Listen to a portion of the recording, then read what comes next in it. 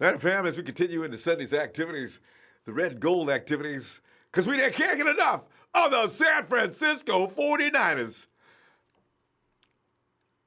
The reason I got pumped up yesterday, I mentioned it earlier as we were talking with Tony, the red and gold GM of the day. One of the best tweets a 49er fan could see came just yesterday from starting running back Jerick McKinnon. 2 words: I'm ready. I said, wait, let me refresh the page. I could not have read what I just thought I read. Oh, Jerick, man, I tagged you, man. I know it. Boy, you know how much I can't wait to see you out there abusing people out in space. They're going to set you up, or Jimmy G's going to pop one to you out in the open. You're going to have nothing but a poor, helpless linebacker out there, or for that matter, a regular quarterback, not a slot cover. And it's going to be all the way down the field. I can see you now and George Kittle relaying back and forth as you walked out, running down the field laughing. You take it. No, don't you go ahead and take it. No, you take it. No, you did. Hey, Marquise, you want this? Come on. Yep. I mean, I see all kind of potential for the speed and lightning quick hits that's going to happen this year. A lot of people don't see what's coming. Oh, my God. Anyway, no need for investigation on that one. When Jerick said that, of course, he is talking about his current condition. If you had to guess, you could also conclude that between now and OTAs, the man that Kyle Shanahan wrote a large percentage of his 2018 playbook around is feeling much better since the torn ACL injury that suddenly took him out of the 2018 competition. Just hours. I mean, it was 1 day, 2 days? Hours before the regular season clock started ticking. And this is why I realized why they looked like crap in that first game. They're winning out there. It's like, where's the duct tape, man? We still got to play this game, man. Pump the brakes now and see if it works. Oh, God, no, it's clear. There we were. It's hard to make those kind of just sudden shifts. And I said, this is why us all the time. Anyway, what is really comforting, though, is that JM has plenty of time, as I say, to get real strong between now and OTAs coming up on April 15th. What could have been last season is still the biggest question in the Niners empire. I still said that was an 8-8 team last year, minimum. Because I've already counted the games. Actually, we won 4, but there was no way that the Cardinals were going to beat us twice. No way with Jimmy out there. I still don't believe that was going to happen because the fact of the matter is they just beat they beat him up out there. Just took the ball away from him, slapped him down, ran the ball into the end zone. Yeah, I know it's a defense's fault, but no, it wasn't. So, that's 2. That game we lost to the Giants, I don't believe Jimmy loses that game. In Green Bay, they beat us in the last couple of minutes of the game. I don't believe we lose that game either. So, I that's 8 right there. So, as I'm saying,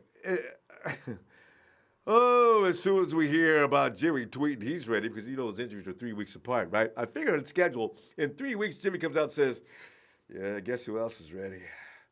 And remember, Jimmy ain't got to move around like Jerick, so it could be 2 weeks. Jimmy might be fine. I understand he's running around already as John Lynch freaked out as he looked out the window, and there was Jimmy running. Whoa. Hey, Jimmy, hey, cut it out. I want you walking through those things. I can just see it now, Oh, man. Anyway, when Jimmy does that, I'm going to start screaming and hollering like we need to be doing. Because I'm telling you right now, man, anybody that thinks the 49ers and a healthy Matt Breida got 800-something yards, leaving the game limping just about every week. Health. I don't even need a lot of picks. We don't need a lot of players extra. We're going to get some. But that team is still going to move the ball. No matter what. But if they just cannot get hurt. And a better understanding of Kyle Shanahan's madness. Okay, also, could Jalen Ramsey be that media rocking deal this year that few people, if anyone, sees coming? The 49ers' position in the draft could be key to gaining Ramsey. Not only are the Jags tired of Blake Bortles, everyone out in the NFL is tired of Blake Bortles. Come on. These guys, he's strange. And why he got drafted in the position he did. And another thing, why did the Jaguars hold on to him as long as they did? So the Jags may be willing to use Ramsey as a bargaining chip to gain the 49ers' second overall pick in the draft. As Tony pointed out in his, I think a lot of people see this coming. If you can't get the number one position, go for number two, right? In case I suspect that I still think the Cardinals are still, I really do. The overall pick on draft night. But Ramsey has an expiring contract this season, which makes him also appealing. And the Jags may suspect they're not going to be able to afford him next season because apparently they're tapped out. So if Jalen's going to come in next month and say, you know who I am? I'm Jalen Ramsey. So before y'all start trying to lowball me, let me let you know right now, I ain't playing that. I ain't having it, and I ain't trying to hear nothing less than, look at that figure. My agent will be in a minute, but I'm just letting you know. My agent doesn't know I'm in here, but I'm just letting you know, don't play with me. Okay, I'm gone. I'll be seeing you later. So that's why I would figure they would now they will see the time to gain the quarterback. They think they will take them into the future rather than lose Ramsey and get nothing in return for him. But Sherman and Ramsey on the corners. You know how they wouldn't throw at Sherman last year because they were scared? They may throw at Ramsey this year because maybe they're a little less scared. I don't know. But I wish they would. So, and you got Earl back there backing them both up. Fam, that's an all-pro secondary. What are you going to do? And you know what happens then? Now the quarterback's got to hesitate. Now you put speed on the side, like even Tony's mentioned Jachai. You might be able to put Rashawn Gary over there now because the quarterback's got to look again. And most teams will be relegated to most of a run game and a little short passing game, all right? See, because if you go downfield, they're going to kick your ass, and you know this. So you see,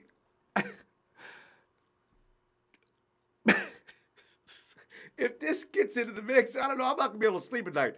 If even the rumor gets out that the 49ers are in position with the Jaguars, who've acquired a second-round pick, if they accept it, they're throwing a Jalen Ramsey into the deal.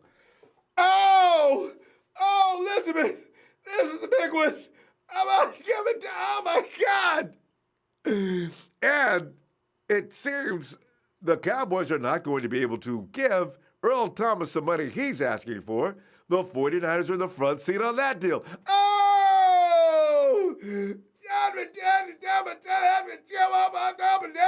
So, we go into preseason, and we probably be like the Rams. All right, guys, there's no need for you to work out. Get out here in preseason.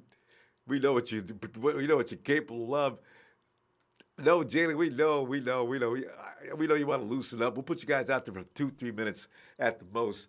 But you guys just go ahead and get ready for this playoff run in September. And that'd be the end of that, Andre, I see you talking. Daniel Andre says Ramsey's garbage.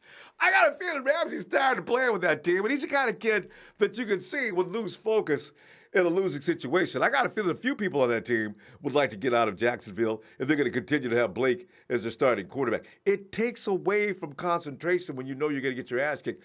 Look at Peters over in Arizona. Did you see him in that game? It was embarrassing. If I was a coach, I would ask, hey, don't. Peters was on the sideline because they was on the field every couple of minutes, right? Because the Cardinals could not stay on the field. Peters is sitting on the sidelines. As soon as coach, defense goes, let's go, guys, let's hit it. Peters on the sidelines. He was hanging his head over the bench. No, man, y'all bullshit. Man, are you serious? You just sat down, So, this is what happens when your offense is sitting down more than the defense. They get tired, they get worn out, they get less motivated. They just don't feel like playing no more. And I can't blame them. You're a defense. You're not supposed to be out there playing the whole game. Where's the offense? Why are we scoring any points? And then they expect us to get up and defend nothing? And we're behind already? And not because we gave up any points, but because the quarterback fumbled the ball or threw an INT for a pick six. It works on the mind. So I ain't giving up on Jalen Ramsey. I want to see him. Don't let. Ooh. And Coach says, I was a 49th one to like your post. 49th, this is not coincidental. Thanks, Coach. Pete, uh, true, says Niners all day, every day. What's up, true? Impassable Ramsey can be trouble, but I like his game. Look, Jalen talks a lot. And you know what? Jalen would come to the king of trash talk. And you know Rich would snap him in line. Hey, yo, come here, man. Let me holler at you for a minute. Young blood. Yeah. You know, me and you can get together over here. We can beat each other up if you want to. But what won't you do now, man? Let's go ahead and win some games, all right? Focus on what you're doing. Don't make no mistakes because ain't nobody going to want to hear your excuses because I know from experience, all right? Let's go. I believe Rich can keep him in line. Impassable. Ramsey can be trouble. Oh, I'm sorry. Pedro Casita says, on this date 56 years ago, the GOAT was born. His name was Michael Jordan. Let us not worry about NBA right now, guys. Is it? Okay, let me get that straight here. And anyway, I tell you, my dream, my fantasy now is to get Thomas. I mean, it's not right because, but you know what though? Ramsey's long term, and you could get him for years. I don't like a lot of mercenaries on the team. I like a couple of guys in positions, but I don't want a lot of mercenaries. You see what happened to the Rams. They're going to have a mass exodus this year with guys leaving, playing on 1 and 2 year contracts. I want to build this team to last. But I do believe that Richard Sherman and Earl Thomas could last at least 2 more seasons. What I want from them, though, is the groom guys coming in. Is it Tavarius Moore? Is it whoever, For Earl, could it be DJ Reed? Because we got people that can actually be their understudies. So that's what I like about them. Carlos Aguilar says Ramsey talks a lot. Everybody knows about Ramsey talking smack. Ward, Witherspoon, and Armstead need to go. And they might be. I have no idea what's going on with them. All the money is what the thing's going on. But as I mentioned, and Tony mentioned, and a lot of people noticed, Jimmy Ward was starting to get good at that position over the top. He was actually doing a little better job than most are going to acknowledge. And as I mentioned, your best defender on the defensive line was indeed the guy people love to hate, Eric Armstead. But anyway, we'll see. And Witherspoon was starting to get it too. I do like Witherspoon. I want to see him in camp. Jeff Tan says, did you hear Kyle Van Noy of the Patriots saying he would be shocked that Sean McVay and the Rams did not change what they were doing during the game, meaning there was no plan B? Did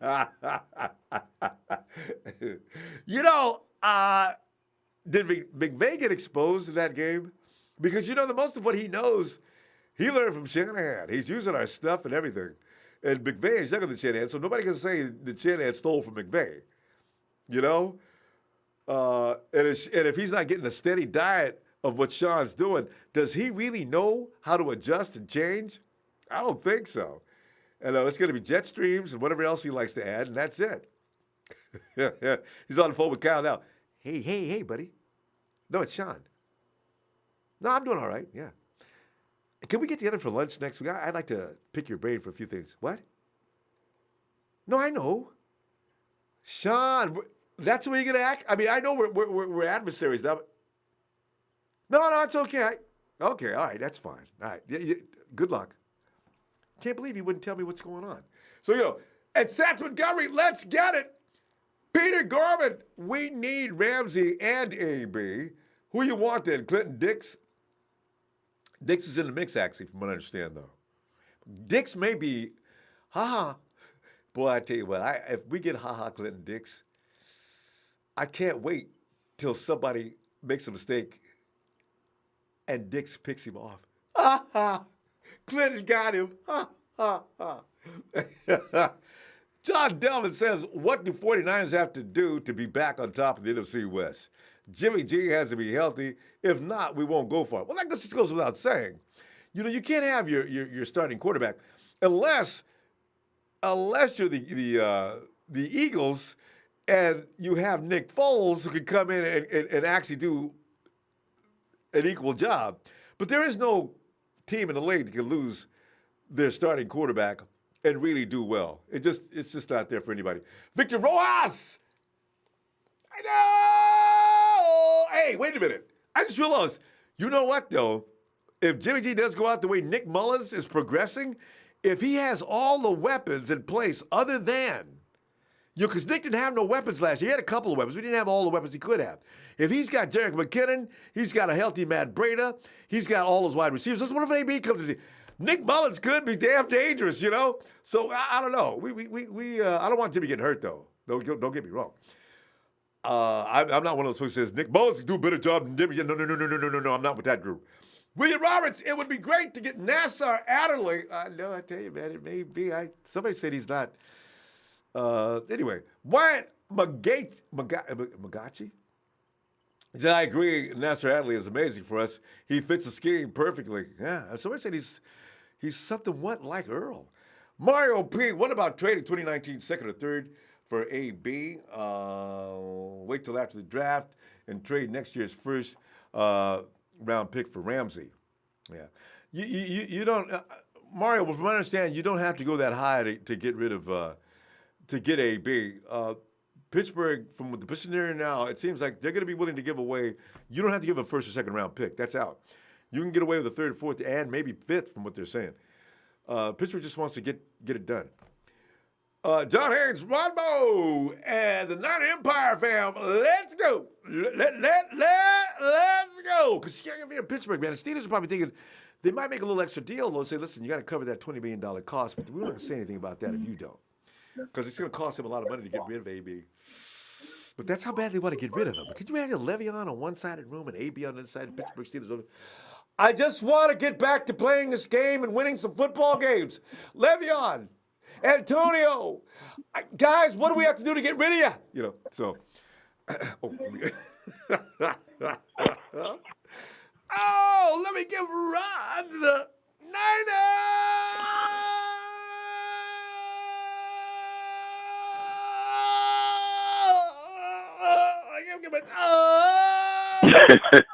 Couldn't get myself. I was wrapped up in a wire there, right? What's going on, Ronbo? All right, man. I'm sitting there dreaming and fantasizing, man. I'm already seeing AB running down the field next to Marquise and Hollywood Brown. There's so much speed. DC just says, I quit. And then you got Jalen Ramsey and AB and Richard Sherman on the field at the same time playing defense. I see the quarterback now. Boy. Oh, Coach, what the hell am I going to do? You're going to do your job and be a man. That's right.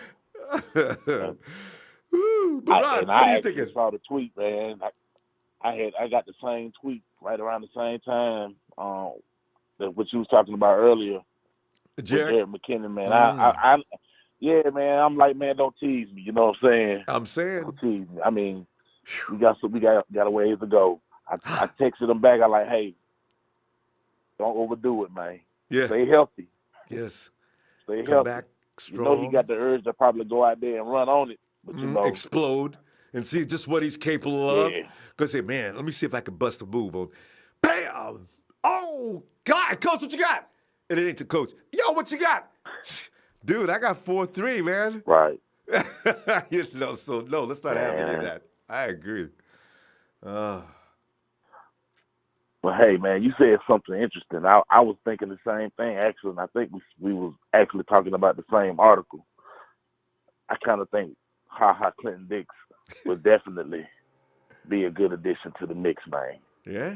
I really do. Earl Thomas wouldn't be bad, but just his giving history for the last 2 years, man, it got me a little worried. Mm-hmm. You know, we already been known as the ACL Niners anyway. I know.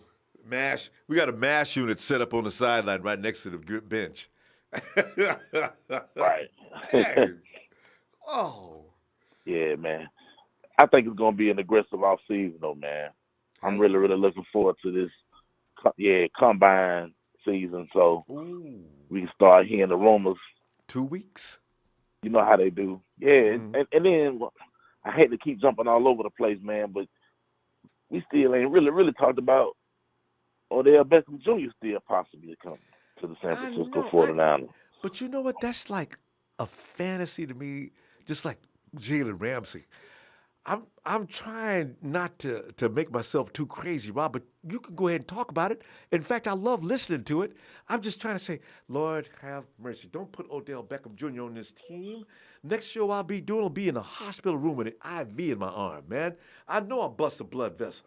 Right. Y'all did not give Jimmy G Odell Beckham Jr. No, you did not. What? Oh, No. man. Because I'd rather have him than AB. You want me to be honest about it. Well, I don't think you can go wrong either way. I really don't. Odell ain't but 26. That means you got You're 5 right. years of total domination. Oh. That is something, man. I mean, and what pick is Jacksonville? 7. 6 or 7? 7. Yeah. I don't know, man. I don't see us letting that number 2 pick go, Ronbo. I did before. I was always like, man, we gonna trade back. But I mean, I think like the only way we gonna trade back is we probably won't go no more than 4. Furthermore, we got to get something else. We not gonna just swap picks. You're gonna give me something with that swap pick. Oh, Rod, Yeah. where are the Giants in this draft, though? Are they number 4 or number 5? Let me check. You know what? We're talking about Jacksonville creating up for a quarterback. You see, the Giants got to quit clowning around. If you got Odell Beckham Jr. and you got Saquon Barkley, you're missing a third piece of one of the most incredible set of triplets in the world. But then You're right. Man. You're absolutely right. Man, I don't know. Ooh, damn. There's some pieces out Okay, there, Rod. here we go, Ronbo. We got Arizona 1, we 2, the Jets 3, Oakland 4, Tampa Bay 5, and the Giants are 6. Just ahead of Jacksonville. Yeah. And Detroit's right behind Jacksonville. So Detroit might want to. They may want to go their own way away from Stafford too, because he ain't going nowhere. Stafford's gonna be the same Stafford next year as he was the last 3 or 4 years. So it's crazy. right. And let me throw one more thing into the mix that I read. Something that I talked about. I actually started this rumor with us last year. But they talk about it's a possibility AJ Green could get released or traded because obviously this team right here is going to break up. You remember that's what I was talking about. AJ Green has no ties to this team because come on over here to San Fran, dog. Rod, wouldn't it be funny they pick up AJ Green and Ramsey, and I could see them walking through the locker room now. No, you wait. Why are you here, man? I just got traded up in here. Yeah. You know what? If you put your hands on me again, right? AJ does not like no Ramsey, man. I tell you what, though, Ronbo, you make the point that Odell Beckham Jr. is a younger receiver, and I'm with you on that. I would definitely prefer to have the longevity as far as acquisitions go, but like I know, in the NFL, it's the guys that are closer to their 30s that really, really are in their prime and really make the most noise unless there's just blue chippers coming out of college. You know what I'm saying? You're right. Because 30 is the new 20. I mean, some of these guys, it is. With the conditioning and diet and everything, the people, they look good. Antonio Brown didn't look like he missed no. Didn't he have 15 TDs last year? I mean, that's just ridiculous. I think he did. So, he led the NFL. If we get AB, I ain't going to be crying. I guarantee you that, Rod. I was just thinking from an athletic standpoint of view, is he going to decline sooner than Odell? Probably, but not necessarily, So you got a good point. Right. But anyway, well, Rod, I tell you what, I'm gonna go. Let me see. I'll be back. It's just only we'll be back tomorrow night, Rod. All right. Okay, man. It's been good, man. Tell them who we are. I'm Denny. Niners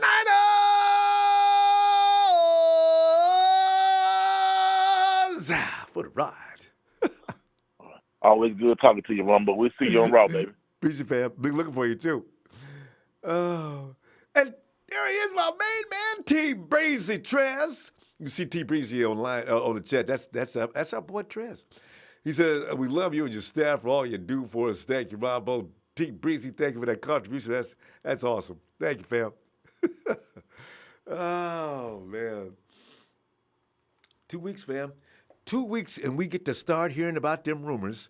Some of them gonna be lying, but some of them gonna be true. Whew, you ain't gonna be able to distinguish between the two. Oh, Marketing Pro says we are the future.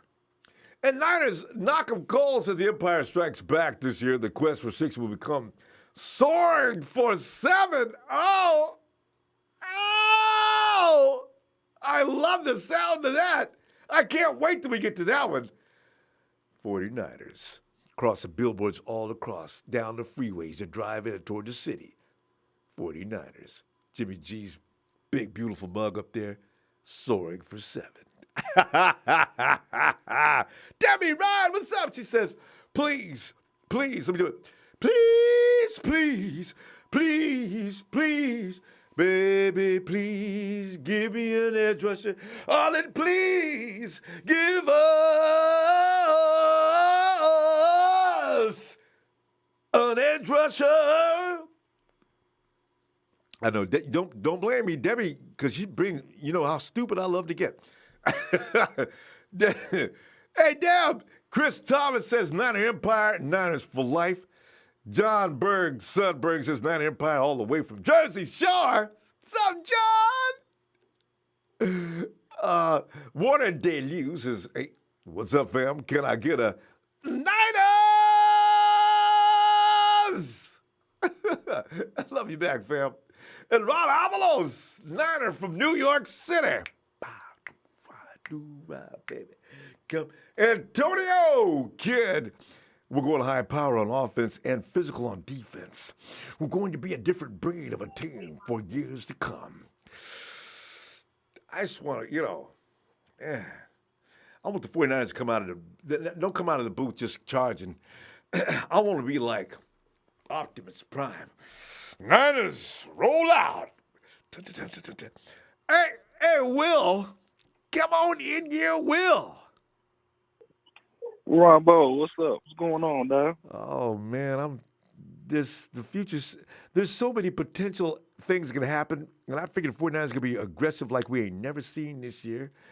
So some of the players that we have been crying about, I tell you what, it's gonna change. I got a feeling soon.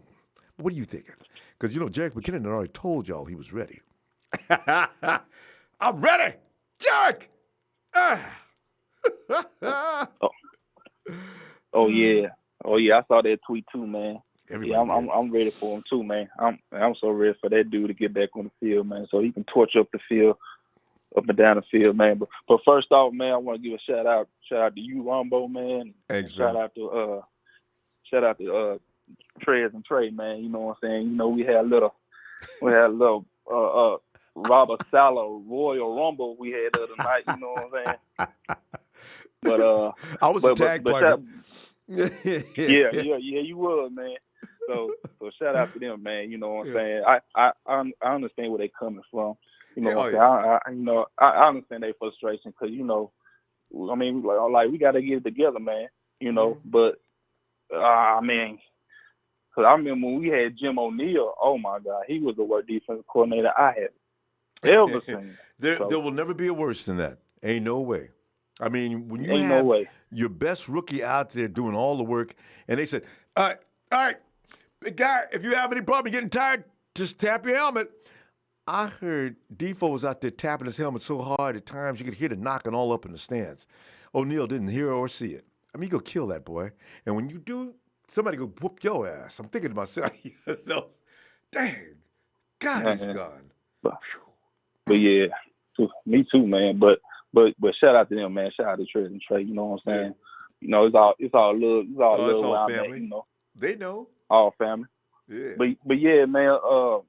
It's a lot of scenarios that can go down this upcoming month, man, March. So we talking about every different scenario, but we don't know which one it'll be. I mean, I'm kind of anxious, man. I'm kind of ready to see what John and Kyle gonna do, because to be honest with you, man, like Trey say, it's year 3. This is the year. If you can't produce, if you can't get no wins, they're gonna be looking at you. I mean, we all gonna be looking at each other, scratching our heads, talking about what's going on. Like, this is year 3. Like, you know what I'm saying? What's going on? We supposed to be clicking. We supposed to be in the playoffs. Like, what's going on? So, and even if as long as they're competing, we haven't been competing the last 2 years. Teams circle the 49ers on the calendar, knowing they was going to whoop their ass. That has got to stop right now. Got to. So they got to stop. But yeah, man, Jalen Ramsey though, you know what? God. Check out this scenario. If the 40, well, I can tell you right now, Ian Rappaport already reported that Clowney, Thomas, Ford, Clark, all of them are planning to get tagged or get a deal. So that only leaves Trey Flowers and Brandon Graham or Fowler. If you get one of those, or as a matter of fact, you get both for both sides of the ball, I'll give Jacksonville that second pick so they get them a quarterback and they can give us Ramsey. I'll do it. I would and too. then you can get Sheldon Richardson from Minnesota, getting that D line, and you can give him a reasonable contract. It ain't got to be that much. And Will, you know what? They'll be looking to do that, because if they can get that edge rusher out of the free agency, you're right. That gives them more lateral ability in the draft to do some of the things they might want to do otherwise. You're right. Yeah. And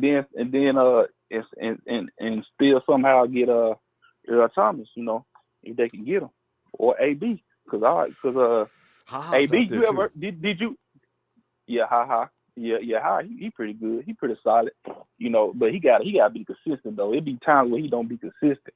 But also, if he stays consistent, does like to tackle. That's the only thing that bothers me about it. And if you can't be a safety, not want to tackle. But that's his only thing. But as far as you throwing the ball out there, Ha's gonna know where it is. He's a good ball hawk though. But you know. Yeah, he is. See. He is. But AB went on Twitter I think it was 2 days ago. He tweeted the fans and said, hashtag ask AB. He said he will answer 10 questions if you tweet him. So they were asking questions about being Roethlisberger and all this yada yada. Somebody tweeted to AB and said, if you're willing to go to another team, how much money you looking for? AB said, money ain't the issue. He said it don't matter how much. He said he already made $70 million and it's on record. He said he's straight. He said he's just playing for the AB 84 family. So that means if we get him, it don't matter. He don't care about the money. He just want to go somewhere fresh and start off. So John Lynch need to get on. Yeah, so John Lynch need to get his butt on the phone or do something and see they can work out something with the Steelers so we can get him. Wait till the next 2 weeks. Guarantee you that's in the works. That is almost guaranteed. We didn't know if Khalil Mack was on the 49ers radar, and the 49ers over there working their ass off. The 49ers keep their cards so close to the chest. No leaks out of that building. Nobody knows what's going on. And then you come to find out something else happened. That Jimmy G deal, did you see that coming? I didn't see it coming. I ain't see it. I mean, they talked about Cousins and Garoppolo, but we were so focused on Cousins. That we got blindsided when they had breaking news saying that Bill Belichick gave us Jimmy G. So it kind of took us by surprise. There you go. And he didn't call there for Jimmy. He called there for Brady.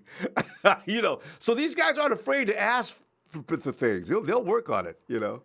So I'm knowing they're going after AB. Ain't no doubt about it. Yeah, anyway. Man. But like I said, man, I'm about to go ahead and get out. But like I said, man. Year 3, man, they gonna have to get it right. This is it. Like this is half of your contract. I mean, Jed York got the best play caller in the game. I mean, you can't go beyond that.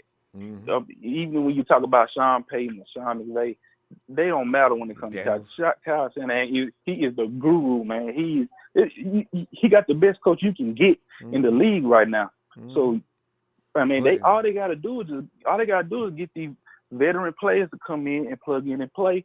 I'm all about veteran. I'm all about veteranship and grooming rookies. That's what I'm about. grooming them, and then ease their way into the league, and then they can shine.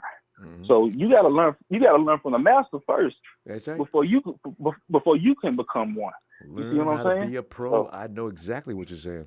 And these guys, some of the guys we're talking about, they will come in, and that kind of a pedigree will run off. If you're a rookie, you don't want to be made to look bad. You want to be able to keep up with the standard, and that's what you shoot for. right. Exactly right.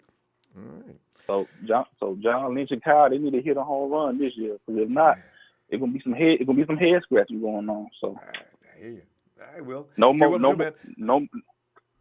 All Go right, ahead. year 3, no more excuses. No more Year 3, excuses. no more excuses. As long as I don't see my entire front line offense go down, because there's no way to recover from that. But if they keep those guys on the field, I tell you what, I'm so confident they'll do a job. Because I'm talking, just like you said, Kyle got people out there running wide open, and ain't nobody around them. I've never seen anybody run an offense like that. So They're right, and they need it, and they need to address that offensive line too. I'm telling you right now. I know they're gonna keep. I know they're gonna keep Richburg, but I don't trust Richburg, and we need another guard. He wasn't healthy. A free agent guard. Yeah, right. Well, we got to go though. Let's talk about this tomorrow. All right. Okay then, Ronbo. All right, man. All right, fam. Yeah, have a good night. All right, man. Not the Empire, fucked around. They lost and they broke. And my name's Sean McVay, and I got our coach. Will's adding to that all the time. I love it. And I will. All right, good night, man. Take it easy. One thing I do want to say though about the offensive line, one thing you got to remember: if Jimmy G's an adept is this offensive, I think he is, he'll be getting rid of the ball kind of quickly. I think that's not of a big concern. I think what the thing is, that offensive line is going to look better this year due to the fact they've been together for a solid year. That's what goes with an offensive line. Because there's no really bad players on that offensive line. Thomason has turned into, they've finally fixed him. He looks good until he hurt his leg. He was one of the best guys on the offensive line. Weston Richburg played injured all year long. I don't know what he's going to look like when he's healed up, but he played injured all year long. Person needs to be replaced. But Person's not that bad, but he could be better. I mean, we could do better. And then, of course, potential All-Pro Mike McGlinchey. Hey, and Coach says, in my opinion, Witherspoon does not need to go. Knowledgeable defensive experts have pointed out his improvement. A lot of people are not paying any attention to that. Seriously, though, go back and look at the last couple of games. Akello stopped being a mark. It was serious. Late in the year before he got hurt, he was going up, not down. He probably stays. He's definitely going to be there to compete. And this happens to second-year players a lot. We've seen it all over the roster. That was a little strange. Coach goes on to say, if we bring Ramsey, Brown, and Clinton Dix into our locker room, we lose that locker room. And Jimmy G and McKinnon are going to break records with Kyle's offense. Watch and see. I already know. Because, if you look at Kyle's offense, and you imagine a guy like, you put Jerick McKinnon out in the open, people need to think about that before they start going, oh, man, you put in that third-round running back, man. No, it's not about where he was ranked before he got here. It's what he's going to look like after he gets here working with Kyle. Everybody's not as good a coach as Kyle is, for one thing. I think actually Richard Sherman could keep Ramsey in line for some reason. San Francisco says, hey, what up? And the Niner fam? What's up, man? San Francisco. Victor Rojas says, let's pick up Marcus Golden. See, you've been reading the same stuff. If Arizona screws up and they say, Marcus Golden, we don't need you anymore. Marcus Golden is a bad mofo. That's why I said the Cardinals don't have any needs on defense. If Marcus Golden is ready to roll, Marcus Golden and Chandler Jones could be just as bad as a combination in I almost said San Diego. Man, you know what? When I say San Diego, everybody knows what I'm talking about. We still call them San Diego, L.A. Chargers. That don't even make no sense. What they move for? Adam Carrillo says, I pray to God 49ers don't end up like the Rams, blow all your money in draft picks for nothing. So true. Be careful with these picking up people, man. Don't go too extreme and end up. 49ers have $10 of cap space. No. Don't do that. William Roberts, the 49ers will be top 5 offense and top 5 defense next year. I like that. I like the thought of that a lot. Niner by nature, 88. If we get Ramsey, AB, and OBJ. Don't play with my emotions. Rajiv Madalam says, hey, what's up, Rajiv? Oh, man. James, is he the moving furniture? Or what could he possibly be doing? Oh, James! Hey, what's up, Ronbo? James, Jerick McKinnon making everybody crazy with that tweet. 2 words, and everybody says, what? What? You ready? Mm-hmm. Are you ready, dog? Now let's go then. Yeah. made me feel good to see that him and Garoppolo are coming back at the same time. They both healthy so far, and it's looking good. And yeah, James, you on speaker on us? Yeah, we got an echo going on. See if we get a bit closer, we can hear what you're saying. Hold on a minute. Let me try to turn this up a little bit. I'm sorry about that. No problem. Yeah, what I was about to say was, look at last year when they both went down, and I think when we started playing CJ, and the playbook had to be altered. But I really think that Kyle Shanahan took a look at things, and he might have actually realized that, he did realize as we continued to play that Matt Breida could shoulder a lot of that load as well. And so now it's amazing how, things just come together sometimes. I mean, we get back our starting quarterback healthy, hopefully, and we get back our starting running back. And now there's a 2-headed monster with Breida, you understand, being able to shoulder so much of that load. And it's like slowly but surely it's starting to be almost just as good as the offense he had in Atlanta, or if not better, because those 2 backs, they were really ball movers in Kyle Shanahan's offense. And so, it's just interesting, man. I'm just listening to it all.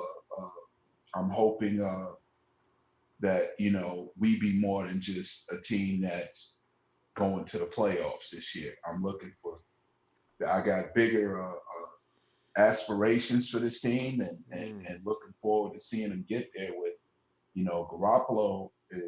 Garoppolo's a real deal, man. And him with the O-line playing well and all the receivers and things we got. I mean, it really gets me wondering too.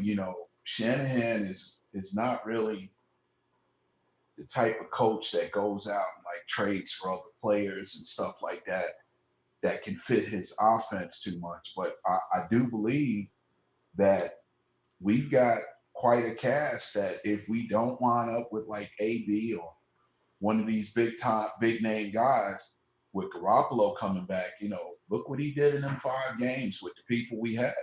And we didn't even have a Dante Pettis. Dante Pettis and Richie James coming back for a second year where they learned that playbook more. Yep. They got more adjusted to the offense, and most of all, they're getting those reps in practice with Garoppolo. Yes. They played with Nick Mullins, but Nick Mullins is exceptionally accurate as a young quarterback, but Jimmy Garoppolo will throw receivers wide open all day. That's just his pedigree, and he's a bred winner. Yeah. There's no ifs, ands, and buts about that. He doesn't look to go on the field or lose. So, it's looking good. I just hope we can get it right in free agency and in the draft. I hope we don't pass on that second pick and wind up trading for nobody and hearing rumors about. I'm going to say it like this. There's nothing really impressive to me about Jalen Ramsey. Jalen Ramsey. The same defense we run in San Francisco, he plays in Jacksonville. And I've seen him in games where I think when receivers are really dominating him, it starts to get him, it starts to get the best of him, and he wants to fight and this and that. But hey, he tried a homie of mine that plays for the Bengals by the name of AJ Green. AJ Green is from Charleston, South Carolina, bro. AJ was ready to take that helmet off and say, well, duke him up, raise him up, let's go. You want to try me and I'm 6'3" something or whatever, or 6'2.5"? Green is taller than that. I got it. You know what? Yeah. Jalen was trying to do. You know how cornerbacks they do? They like to talk a top receiver out of his game by constantly messing with him. See, boy, it worked. Green grabbed him and tried to kill him. Yeah, he did, and I guess he figured, oh man, if I got to lay mitts on old boy, he gonna want to back up and listen to what I got to say. But it backfired on him because AJ Green was like, man, I can get thrown out the game, but you're going to leave with a black eye, friend. You believe that, okay? Oh, that was you can size it up any way you want to. You will leave with a black eye, and I might get thrown out and get fined or whatever. Man. But hey, I mean, James, I've never seen a man get hit that many times. I mean, Green had him. First, Green got him, and he just had him like a rag doll. And then Green just went to pile and shot. It looked like a piston running in an engine, just one after another. I said, damn, boy, he is whooping. That's just the way. That's just the way his play is. I mean, he talks a lot of smack. He calls everybody garbage and trash. Well, he didn't call us trash, but he put a comment out there about, Jimmy G and them Niners, man, it's that scheme, bro. That scheme they running, bro. That scheme just got me, bro. That's what he had to say about us. He said it was a scheme that we got him by. So, But he was right. But you know what, James, he was right. He was right. But Kyle does that to everybody every week. Everybody. Yeah. Every single, listen, man, if you look at, I mean, the games that we won, even with Garoppolo, man, I mean, it was like each time he came on the field, each game was better than the last game. I think it was the first game against the Titans. We won with Robbie Gould kicked, 5 field goals, I think it was. There's more than one game of doing that, but yeah, probably.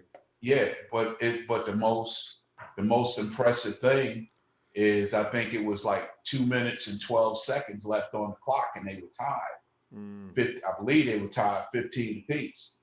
And Garoppolo puts together that engineered drive, goes downfield, gets us in field goal range.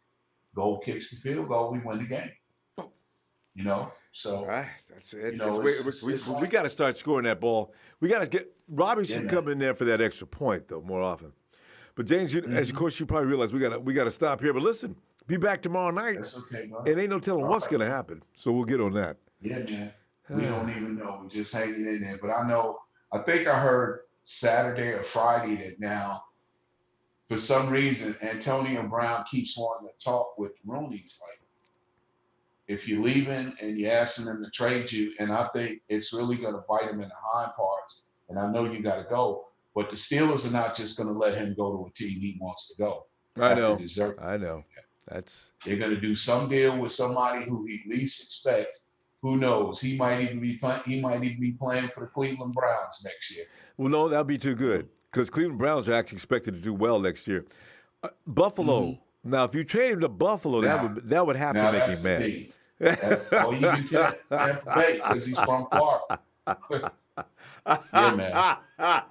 If don't let that happen, as bad as I want Antonio Brown, if I hear about Antonio Brown has been traded to the Buffalo Bills, I'm gonna have to laugh. Antonio, man, no. I think things backfired, bruh. And it is. Antonio, buy you an extra coat and get you some gloves. Yeah, man. Now, he might not even need them because they might ship him down there to Tampa. All right, James. I'll see you tomorrow, and maybe we'll hear something about Antonio. I want to hear about that conversation because I wonder because Antonio may be on his knees, and they may have him in his position now. Oh, no. Come on now. For all we went through, you going to trade me to Buffalo? Come on now. You going to do me like that? Niner Empire, Niner for life, Ronbo. They not just going to let him walk to a team where he wants to just feel he can play for. it ain't that easy with the Roonies and no other team. He's still under contract too. So. Oh God! All right, James. I'll see you All right, tomorrow. man. Have a good evening. Thank you. And he's right. And I thought about this yesterday. I says, now Antonio's getting all excited, posing with Jerry, doing all this stuff, big smile on his face. Rooney's looking at him like, if he thinks I'm going to send him to San Francisco, he's got another thing coming. I will burn in hell before I allow him to be that happy. He will play in Buffalo. He will play. Who's doing worse than Buffalo? Where's the worst place to live than Buffalo? Well, okay, if you're from Buffalo, I don't mean it like that. I heard you guys got some great wings. But I'm talking about if I'm going to play, where would I not want to be? There's not a lot of places, actually, that are so bad. The Jets, and the Jets, I understand, you don't want to trade him in your – what am I saying? You don't want to put Antonio in the AFC. Wait a minute, what am I saying? Steelers. No, Steelers are AFC, right? Yeah. You don't want to put him in the AFC. So Buffalo's out. Oakland's out. That's why it's got to be the NFC. There's no... Oh, no. Anyway, speculation is making me crazy. Matthew Daring says, we could get, for our boy, he's been there. He's been there for us, my dudes. Let's be there for us. Thanks, Matthew. Give me a like. Matthew's asking for some likes. Thanks, fam. Victor Roma says, I think Jalen Richard would strive in Kyle's offense. And and a dude, 208-133, I think Jags will sign Nick Foles. Oh, I forgot about that. Nick, is he a free agent, though? Or does he have to get... He is a free agent, right?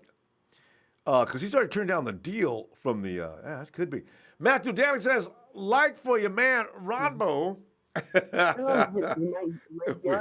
Is that Jersey Joe? What's going on over here, JJ? I love it. We've got a fashion show going on. Wait. Adrian Gutierrez says, I really like Mostert as a running back. That touchdown run against the Raiders was fire. Did she say hi, poo-poo? What does he say? She said, hi, boo-boo. Hi, poo-poo. She said, poo-poo. Hi, boo-boo, yourself, boo-boo. We just got done making the third man flag for the Rams. That's what it is now with only 3 points. Wait. Did you say the third man? Oh, they're on it.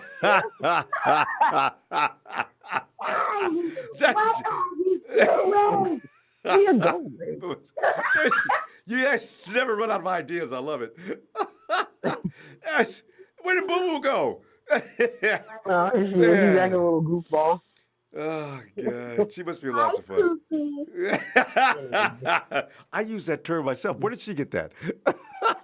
I don't know where she gets it. She just makes some noises. JJ, I'm telling you, man, we got Jerick McKinnon out here tweeting people, making them all crazy, talking about how ready. I had to put it out. Man. Yep.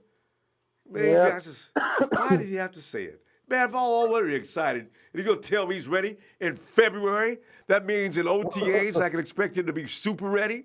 Whoa! Oh! Boo-boo, is that good news? Boo-boo, let me see you do it. I know!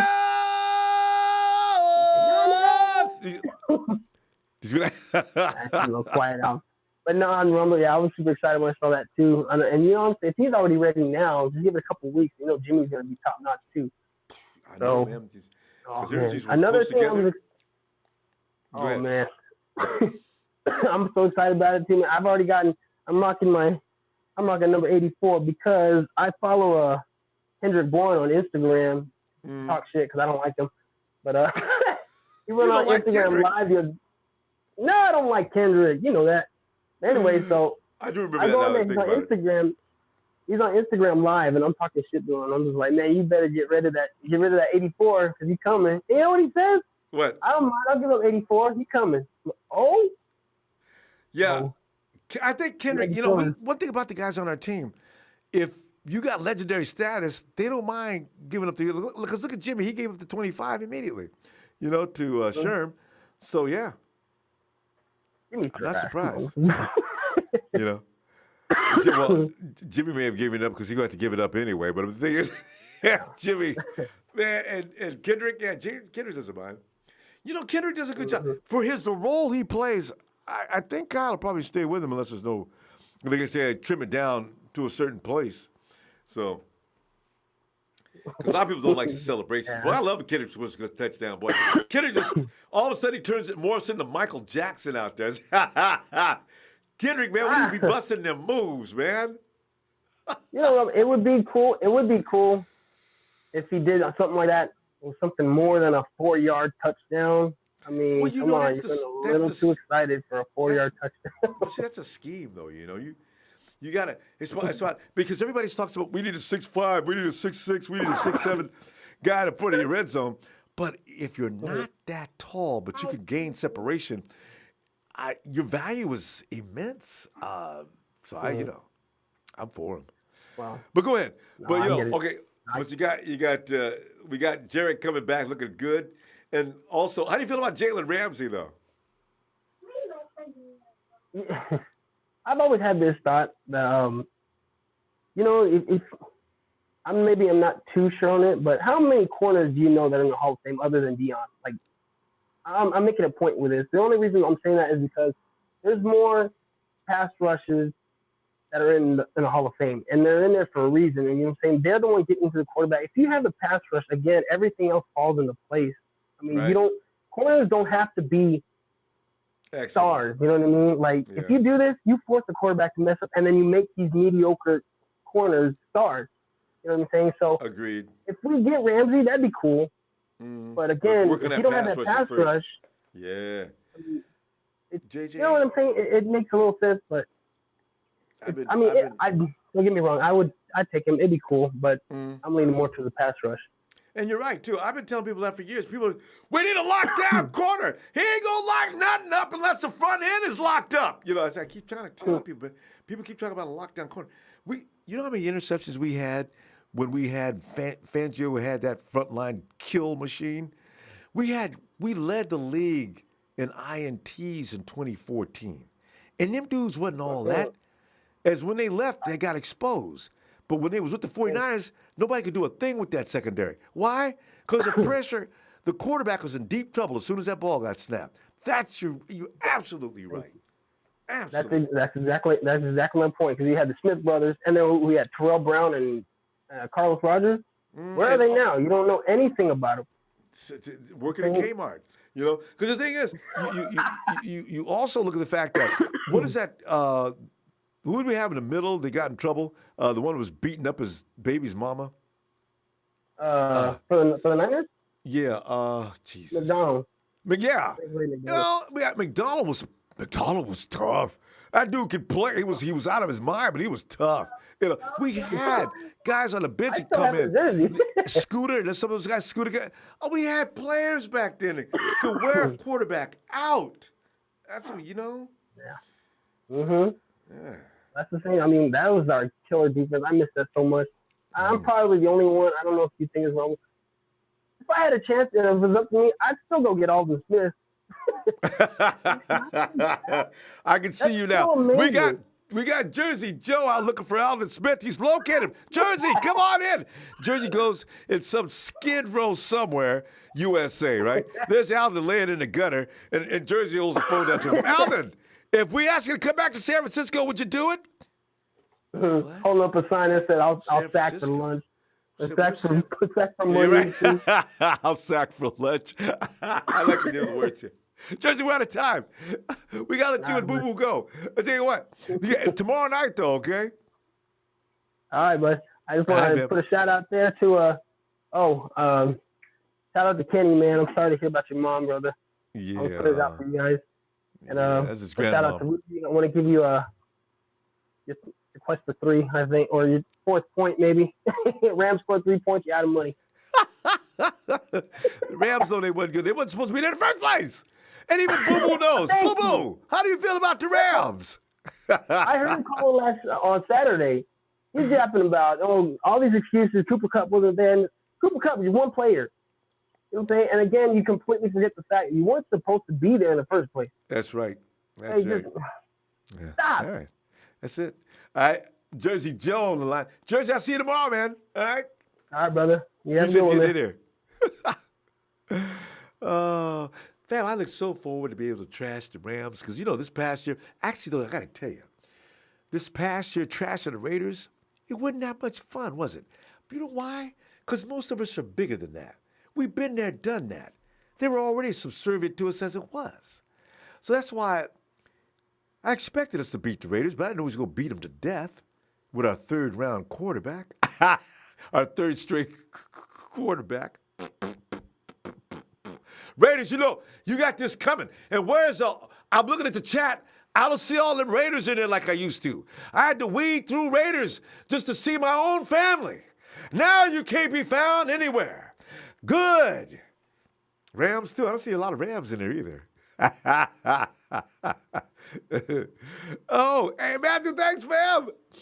And Kurzik says, good evening on this beautiful day. Hope you and the crew are good. Thanks, Kirk. Daniel Andres says, C.J. Mosley, Trey Flowers, Earl Thomas, a trade for Antonio Brown and draft either Bosa or Allen. Hank Moody, if we sign Ramsey, literally all we need to do is get that pass rusher and one or two linebackers, and we set.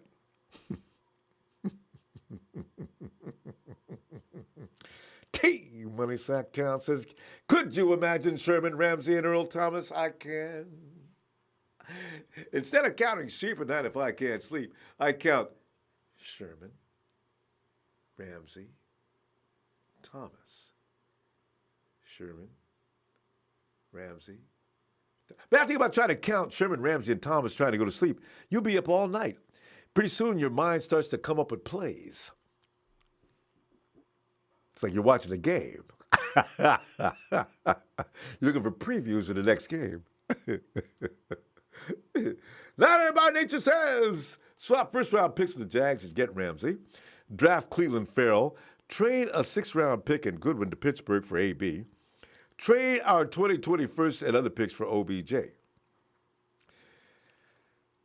OBJ, I think Goodell would try to step in and ruin that deal. OBJ and you know what, though? It may be too much on the field. That's too much ego on the field. They may not mix. Yeah. You don't want to put those two together. You want one super and one good player, I think would be a better idea.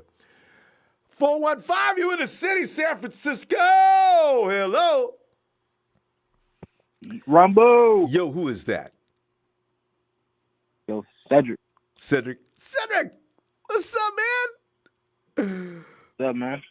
Cedric, we're sitting back here, man. We're getting crazy over Jerick McKinnon talking about he's ready. What he want to tell us that for? 1 2-word tweet. I'm ready. Oh, what? And then, of course, my fantasy is being entertained by Jalen Ramsey. I know a lot of people think Jalen talks too much smack.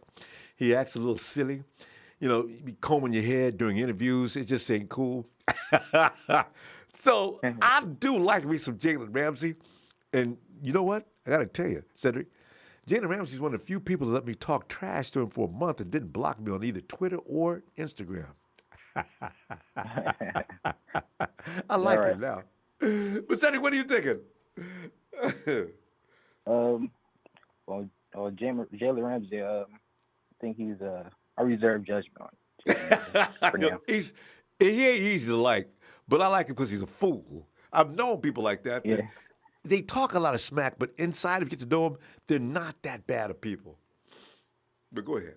Yeah, he had a little up and down season, I guess. Yeah, this year. It wasn't so good. I give him I give him a chance if he comes to us. Yeah, but, he changed. I got a feeling Richard Sherman would snap in line. Richard would tell him as soon as you walk in the locker room, yo, I tell you what, man, you know what? Both of us ain't going to be running around here talking shit. I have decided to play a little ball this year. Now, after we win a championship or something like that, me and you both to be talking shit. But in the meantime, I want you to be focused out there. Don't be setting no bad example. We got some youngsters running around here. the no, but from So let's lead some by example, all right? And Jalen probably say, yeah, you cool, So, yeah. Yeah. Go ahead, I think we have a lot of young players. I think it's good to get some veterans in there. Mm-hmm.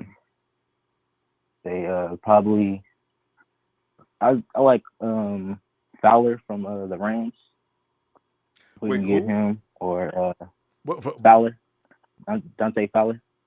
Oh, Fowler, yeah, from the Rams. Yeah, maybe. Yeah. Yeah. Or the guy from the Eagles. I forgot his name. Brandon Graham. Yeah, Graham. Yeah. There you go. Mm. Pretty good. Some edge rushers, some veteran edge rushers. Mm. And then I would still draft Josh Allen or Joey Bosa or whoever Bosa it is. Yeah, Nick is, boy, I really want to see. I can't wait to see what happens to Nick because I still think the Cardinals is blowing smoke. That dude, I saw Kyler Murray yesterday for the first time. Kyler Murray is Russell Wilson on crack, okay? Kyler Murray, that boy can move. That's why he's so little and been able to play football for so long. My God, he's got that quickness where ain't nobody gonna tackle him. Ain't nobody. I don't want the Cardinals to get him, actually. And he's got accuracy. Kyler Murray can throw from the pocket. I understand what that coach is talking about fully now. So anyway, but go ahead. Yeah, Kyler Murray, he's good, I guess, but I like, for me, I like my quarterbacks to be able to throw in the pocket. He doesn't seem like he can't. He's going to be able to. I've seen him dot the I's on a couple I don't think be able to, like. Go ahead. No, I'm saying I saw him dot the I's on a couple of guys running deep. He hit him in stride. I said, okay, this is not LaMarcus Jackson. This dude can deal from the pocket, but if he needs to get out of the pocket, he can do that too. He's a freak. I didn't know what the big deal was about because he just came in on the scene a month ago. I understand now. He's going to be a top 5 pick. Period. Yeah, possibly. Yeah. I mean, I definitely see him going high. Yeah. Sure. He may be the best quarterback in this draft. Oh yeah, definitely hands down. Yeah. So we'll see. But who's going to trade up for him? Oh, yeah. And who's going to trade for him? Or are the Cardinals going to sit there and say, you guys must be kidding. You able to get Josh Rosen when Kyler Murray's here? Who wants this guy? And give me your pick, and, we'll take it. First round only, So somebody from the first round says, all right, we'll take Josh Rosen. And that's the end of that. So anyway. Right. Anyway, Cedric. Jalen Ramsey, as you say, you're not really crazy about him. But what else is going on? Nothing much. Just waiting now. Just ready for the season to start over again. Cedric, it comes by fast. OTAs will be here in another couple of months, and before you know it, the sun is starting to come out. Spring, birds running around singing, bees making more honey than ever. Love is in the air. Boom, boom, boom, boom, boom, boom, boom. I do day. It's going to get good, Cedric. Right. This is the best part, though. 2 weeks we see the combine and get a good look at these guys and see what they look like athletically. So, right. We'll see. All right, Cedric. Tell you what, man. I'll be back tomorrow night, all right? And if you got some time, get on in here, okay? All right, man. All right, you have a good night. Thanks, Phil. Good night, Cedric. All right, thank you. Yeah. Oh, man. You know what? I saw something a little while ago. I just want to go over real quick with you because I got a feeling Kyle's looking at this too, because it says here the edge position being one of the needs for San Francisco 49ers is no secret. Since Kyle Shanahan and John Lynch took over for the franchise in 2017, the position has not been properly addressed. Late-round draft picks, fringe free agency signings, and holdovers from the previous regime have populated the depth chart on the exterior of the defensive line. As it stands right now, the depth chart is who's who of who? I had to agree. Defensive coordinator Robert Saleh's defensive scheme requires consistent pressure on the quarterback to relieve stress from his often injured and young secondary outside of defensive tackle DeForest Buckner, logging 12 sacks on the season. No other 49ers defender eclipsed 6. You know, there's a dude, I'm looking at this dude, man, Preston Smith. The things... Smith was a 38th overall pick in 2015 draft out of Mississippi State, completed his 4th season with the Washington Redskins last year. His numbers do not immediately jump off the page as he has registered only 4 sacks and 53 tackles. However, his play greatly exceeds his numbers. Smith had a 76.9 grade from PFF, was good enough to rank as the 19th best defender in the league last season, and his 16 quarterback hits would have been second on the 49ers, only to DeForest Buckner. He's 6'5", 265, would fill in all the important Leo positions in Saleh's defense. The Leo in particular has been difficult for the 49ers to find the correct player to slot in. This dude hasn't missed any games in how many years? He's never missed a game in his career. He's 26 years old. An edge rusher that's never missed a game? I guarantee you they're looking at him. So get ready. Preston Smith could be on the radar. William Roberts, Nasser Adderley with Sherman and Ramsey. Mooch 21, hello to my 49ers faithful. And Ronbo, I'm going with Steve Young's plan. Let's boost our offensive pass with great wide receiver threats. And, of course, let's get that pass rusher. Fix that secondary! And you automatically almost fix the secondary if you got doomsday defense up front. That's how they, that's A before B. You can't put the horse in front of the carriage. Jeff Tan says, I know I was like, where is this Jalen Ramsey talk coming from? But I am appeasing. Jalen Ramsey probably, it's a pipe. I know it's pipe, but I would love to see Ramsey, 2 Pro Bowl corners opposite each other in the same field. Lauren Vigil says pick swap with Jags and get Ramsey, then go out and sign free agency to Marcus Lawrence. Lauren, that's out. He's not leaving. You're not going to get Lawrence. That's just not going to happen. Unless you told Jerry Jones, Jerry, we'll give you 3 first-round draft picks.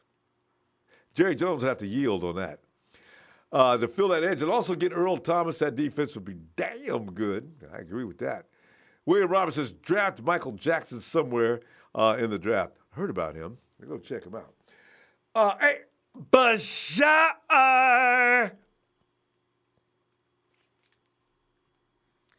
Oh, Bashar say. What's up, Ronbo? How's it going? And he's reeling, and he keeps his teeth pearly white. Bashar, I'm telling you right now, man, as soon as I read that tweet, I've been in a good mood ever since. I'm ready. What exactly did the tweet entail? I hear you talking about it, but I don't know what he said exactly. No, that's all he said. Jerick McKinnon out of nowhere just comes in and tweets and do your best Clint Eastwood impression of Dirty Harry. I'm ready, punk.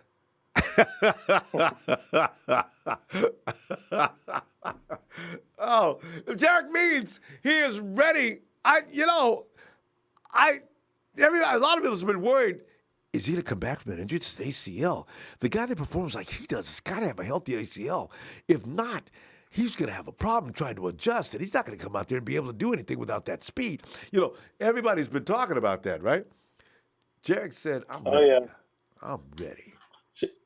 Sheik's a big doubter of Jerick McKinnon. He isn't. Yeah, I know. He just got through typing in on that one. Going to speed and everything, but I just remember back in the day there was a running back, Terry Allen. You'll probably remember him on the Vikings, right? He played for the Redskins too. That guy, how many injuries did that guy go through? He still came back getting 1,000 yards. I mean, and then you look at what's his name over in the Minnesota Vikings. I mean, that dude, what's his name? Adrian. I mean, AB comes back. Adrian Peterson. Yeah, AP comes back, and it made no sense. This dude is running harder than he was before he got hurt. How is that possible? But that does happen. There's a lot of people who come back from ACLs, and they're just fine. It just depends how serious it was and how well they do the rehab. So if he says he's ready, I'm gonna buy it. Yeah, and shout out to Jersey Joe. I don't know the guy, but he gave shout out to Kenny about his mom. I knew about it a long time ago, but I didn't really want to bring it up on the air. But since Jersey Joe bring it up, just keep Kenny and his family in your prayers because he's going through a lot. So Kenny, he told us last week actually, and what's that? Oh, he did tell you guys told us a few days ago, yeah. Okay. And we were all crushed. It's not every day that somebody comes and says you just lost your mom, because you and I both know losing your mom. That is, I don't know how. God, I was a basket case for a long time. It hurt, but you know what? It's like I say, my mom is still with me all the time. I can hear her talking to me. I can feel her presence. Between mother, and son, that link and bond can never be broken. Remember, we were attached to her for 9 months, so that we became a part of her. So as soon as you land on this planet, it means nothing. That attachment is still right there. So it'll never be broken. So I just let Kenny know. Back to Jerick McKinnon, or more so about the running backs. Remember last time I called, I mentioned how I did want somewhere in the mix of our backfield. I don't know who it will be, but maybe a rookie or undrafted rookie. I don't know about free agent, but just some type of power, some type of running back in our backfield with more power, so to speak. Mainly because like what we saw with Breida last year, I know Jerick McKinnon wasn't there, and Breida, when healthy, yes, he's productive. He's got that awesome versus speed. But again, he was always hurt. And I remember telling Trez, when me and Trez were talking, I was like, man, Breida's productive, but the guy's always hurt. And Trez was like, man, our whole team hurt. He was right, too. The funny thing about Breida, though, Bashar, it was that one injury. Nothing else on him was hurt. And remember, you see him walking off the field or being carried off the field. 5 minutes later, you see him standing on the sideline getting ready to come back in the game. So his resiliency is amazing. I want to see if they could do something, tape his ankles better or something. I want to see what he looks like next year. I don't want him bashing up the middle with all that weight, though. I do like, if C.J. Anderson leaves L.A., I want the 49ers to get that bowling ball right now, What happened to that dude named Stewart out of Carolina? There was another bowling ball. Younger do something similar. Yeah, you get these big guys. I don't mind. Get them. I got something for the Rams fans, because I'm going to be, just like I've been messing with the Raiders fans, the Rams fans are going to hear from me too. So we got a chat going. It's similar to that 3-13, but it's my own little spin on it, so to speak. Yeah. So it's 3-13 because Goff could only put up 3.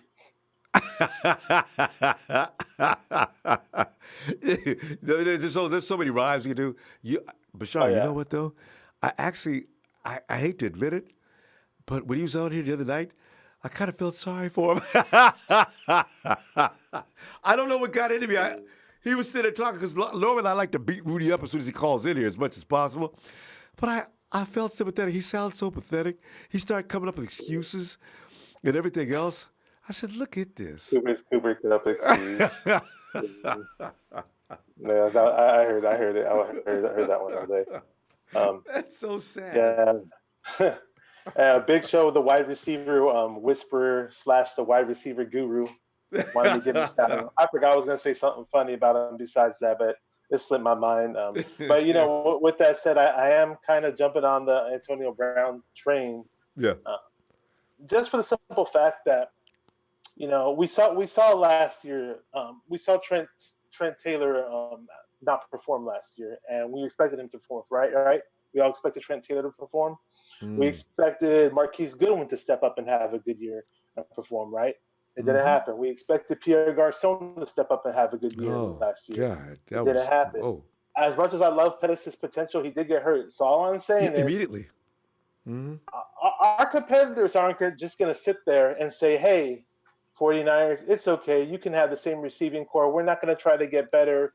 with our pass rush. We're not going to try to get better with our own receivers. We're not going to try to get better with our cornerbacks. Every team in the league is trying to get better. It's going to be year 3 for Shanahan and Lynch. Another losing season. Oh, now I remember what Big Show said. He was talking about Kyle Shanahan. He's like, you're either good at your job or you're not. There's no gray area. This is after the Senior Bowl, because right when the Senior Bowl ended, Big Show said, "Oh, look, another loss for Shanahan." Another loss for Shanahan. The dude is ruthless. But a third losing season is going to look bad. Let's just assuming worst comes to worst. So let's try to get as good as we can possibly get. So if Antonio Brown's sitting there right on our laps, get him. Why not? Oh, you know what, though? The 49ers are always trying to get better. They were trying to get Khalil Mack. Guarantee they're trying to get AB. That is going to be pulling the hen's teeth because, the Steelers are saying, man, bleep Antonio, man. He wants to go to San Francisco. He's going to Buffalo, whether he likes it or not. I'm worried about that, Bashar. I'll leave it at this, though, before I go. That 49er hater who sucked on the Raiders, you know who I'm talking about. You, Maurice Jones-Drew, Mr. Oakland. You came on NFL Network and you were like, oh, well, since I don't like the 49ers, I don't think Antonio Brown's going to go there. But, I think the Cardinals are going to be a good fit. Look, Antonio Brown does not want to play with sorry-ass Josh Rosen. Let's just get that straight. And see, that's the kind of thing that we need to be concerned with because I'm telling you, they're going to have a high pick in the second round. They'll take that pick, and they'll get Antonio. And they'll tell Antonio, what did y'all do that to me for? Listen, you're a Cardinal. It's your problem from here. We washed our hands of it. Get out now. And your locker's already been, all your stuff's been sent to your house. Antonio, get the bleep out of my office. I can just see it now. It's going to get ugly in Pittsburgh. I'm really worried about that. Hey, Bashar. Oh, I'm not, because I don't like Pittsburgh. I just hope Antonio can get out and get to us. That's cool, man. I want to give a shout out to Hulk, Mahoney, Sheik, Big Show. Oh, yeah, Hit Squad. Razor, what's up, man? My boy Razor, Kenny, all you guys, man. Night Hop. Peace. Love all of my Niner fans. Hey, Bashar, and all of us love you back, too. Have a good night, fam. See you tomorrow if you get some time. Oh, yeah. I do worry about Antonio, because it's not going to be a piece of cake. They're not going to accommodate him in Pittsburgh. I really worry about that because I want him too. But I'm trying not to get too excited about that. But I hope Freddie Goonmano says it's G Block. G Block. We ain't heard from G Block in 2 years. G Block, what's up, man? I remember that name as soon as I see it because, I used to know some dudes was in G Block. Some of them still in G Block. Hall of Fame coach Tim says the only problem with Preston Smith is his sack totals are not high. Only 24.5 in 4 years, I know, right? But he's relentless. And he doesn't get hurt. Because you can probably say, well, he doesn't get hurt because he's not doing anything. He says, that's only a hair over 6 per year average, not our guy. I know. Edward Madrano says, don't trade our second-string quarterback for what? Quit being a GM wannabe. Listen, I really doubt the 49ers are going to trade. You don't get rid of. Otherwise, what are we going to do for a backup? So, Nick Mullins is not going anywhere. I would be shocked. Papi Pablos, and let's get all the good players. Yeah, no, I agree. JMJP, what up, old Jake? It seems like besides our good cap space, players starting to realize 49ers is where, especially when you got a person like AB wanting to be a Niner, T-Money sack down. I want a pass rusher to keep up with Russell Wilson. Listen, Russie is getting slower by the year. Last year he got beat up. A little less because they ran the ball more. The year before, didn't Russie set a new record of getting his butt thrown on the dirt?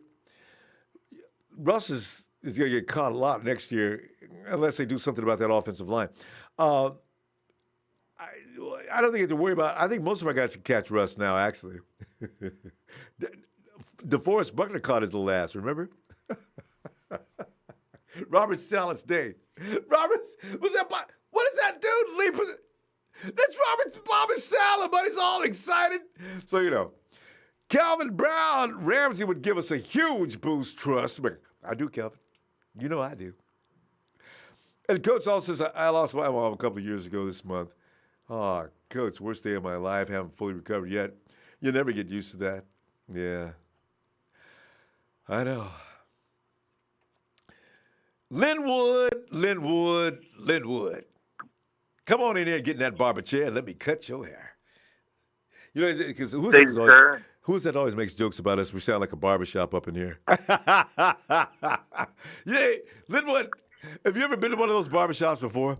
It is hilarious. You know, they're a thing of the past now because everybody goes to stylists. They don't have your traditional shop where you come in and they got them dudes that are sitting in chairs. They're not getting a haircut, but they're just talking ball. And usually it's like baseball used to be the biggest deal, and then the NBA, and now they're talking all sports, right? But that's hilarious. You'll never, and usually those guys are those old guys that know everything there is to know about every sport. You can't say a word to them. They will cut you down. I remember as a little kid going through that, going to those barbershops. Come here, son. Well, Ronbo, that must be on the West Coast only, because over here on the East Coast, when I go in the barbershop, yeah, the people, nobody speaks English, and they want to ask you, how did you last have your haircut? And I'm like, I don't fucking know. You cut it. Oh, what bar did we have it on? What grade do we have the thing on? I was like, I don't know. You did that. I'm not the barber. It's your job. It's like using like a doctor, right? You tell me what's my problem. I don't know. Yeah, it's sad. And every time I go back to the same place, and every time I go in there, it's different people. Yeah. Oh, so how did you get it cut last time? I was like, I don't know. That's your job. Well, you know, you got to be careful about that, though, Linwood, because if you sit down there and let him do left to his own imagination on a cut, you know, you could leave out of there walking out there saying things like, as you look in the mirror when he gets through, he hands you the mirror. Oh! What? Hey, whoa! What did you? Oh my! Can you put it back on my head? What did you do? You know, you got to tell him what you want. Exactly, Ronbo. Exactly. Say, oh, what the hell? Oh shit! You gave me an Antonio Brown haircut. I'm Caucasian. That shit don't work. You'd be great. And not only give you the Antonio Brown haircut, Linwood, and braid it up, too. So, you know, you'd be one of the few white guys running around. It's like, oh, my God.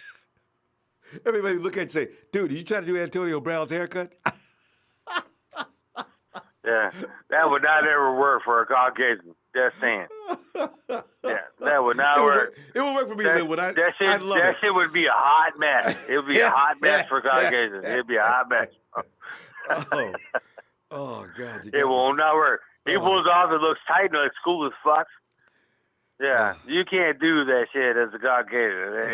Everybody be like, what the hell did you do with your head? Oh, God. But Linwood, okay, you got our starting running back is talking about he's ready. And then, of course, you got the possibility of Jalen Ramsey. So, you know, let's roll on that a minute. What do you think? Let me roll on that for a minute. Dream scenario, Ronbo. Dream scenario. Yeah. Dream scenario. The Jags should be the 49ers in a lap favorite. Hey, let's work with you for the draft. Let's work with you for the draft. You're our favorites right now. You're 7th pick. Tell you what we're going to do. You need a goddamn quarterback. We got a quarterback. We're going to trade back with you. Trading back with them is 1,100 points by standard. Oh, he's going to pull the meter out. Okay. I did. Hey, you know, Ronbo, I come with numbers. I know my shit. So, 1,100 points, trade back with the Rams. The question is, what is Ramsey worth? I think he's worth a first-round draft pick, personally. I mean, he's a lockdown corner. So we put a lockdown corner on one side, Sherman on the other side. I mean, it benefits us. Yeah. All right, here we go. San Francisco trades back. Second-round pick to the Jags for a 7th-round pick, we get Jalen Ramsey and their 2nd-round pick, which is worth 510 points. Whatever they barter in between that, I don't know, but I think it's worth it. We get their 7th-round pick. Yeah. We get Jalen Ramsey and their 2nd. On our 7th-round pick from trading back, Devin White. Ooh. I like this deal, but the only thing you haven't done, unless we fix it in free agency, you've not addressed that pass rush, though. Well, here's the thing, Ronbo. Here's the thing. Montez Sweat, here's second the thing. Round. There's so many draft picks in there for that stuff. But here's my thing, Ronbo. How bad was our pass rush really? I mean, if you really look at it and you dice it down, if we got a lockdown corner and Ramsey on one side, we got Sherman on the other side. Okay, but Linwood. We get Devin White locked down the middle. Yeah, but Linwood, with Fred Warner. Then we got to remember, though, you can't, in this scheme, you cannot have a so-so pass rush. It's got to be legit. And then everything falls into place. Well, it is legit. It is legit. No, I mean, look at the numbers. If you go back and look at the numbers, Ron, it's pretty legit. The pass rush is running there. Yeah. But we have 2 second-round draft picks to do it, and free agency. Hopefully, that would be the dream. Free agency. You're right. In a perfect world, you get that edge rusher out of free agency, and then you can come into that, what you just did. You make that kind of deal, and oh my God, you are set. Well, here's the thing is, all the free agencies are getting locked to freak out. Pass rush. Yeah. Hands down. They're getting locked up. Bum, bum, bum. But there's a lot of free agent they're all getting locked up. The only one that may be still on the market. Remember, I didn't do no free agencies on this, so it's just the draft. Free agency. No, Flowers might be in there. He's not like a dominant, but he's consistent. You know what? You just want somebody. My thing is, you put anybody that's really good next to Defoe. Right. That's what I was my God. say. It's putting somebody next to Buckner that is good, but Buckner's going to give him he's going to take him up to the next level is good. Buckner. Exactly. With all that violence he creates. That's fine. Yeah. And now, if that edge rush is good enough, now all of a sudden, look what you did to quarterback. So you got lockdown corners. Yeah. You got lockdown corners, and you got a badass and then lethal, hard-hitting fucking linebacker core with that defense front. Remember, Devay Street's stepping in there somewhere. Yeah. He's going to be a big role, and I don't think we're going to get rid of Armstead and this that. They're going to roll him in and out. We have a badass. Maybe, I don't know. Defensive line. They might not want to pick up that $9 million. But the 49ers could be in excess of $70 million if they were to not pick up Armstead. But I don't know how they – you know what, though? I don't know. It's hard to figure out Armstead and what they're going to do with him. My thing is we lost a linebacker, multiples. We need to gain a superstar. Yeah. And Devin White is that superstar next to – if we trade back and we get Ramsey – we get a superstar shutdown corner next to Sherman. We get a superstar draft pick, Devin White, point blank, and he can rush the quarterback too, and he can blitz and this and that. You know what? Sack. I got a feeling he's an elite linebacker. Yeah, but I got a feeling they're gonna target guys like C.J. Mosley. Well, you know what? It's really everything's going to be predicated on what they do in free agency. So, but and that's the key. Yep, absolutely, Ronbo. Yeah. That's the key.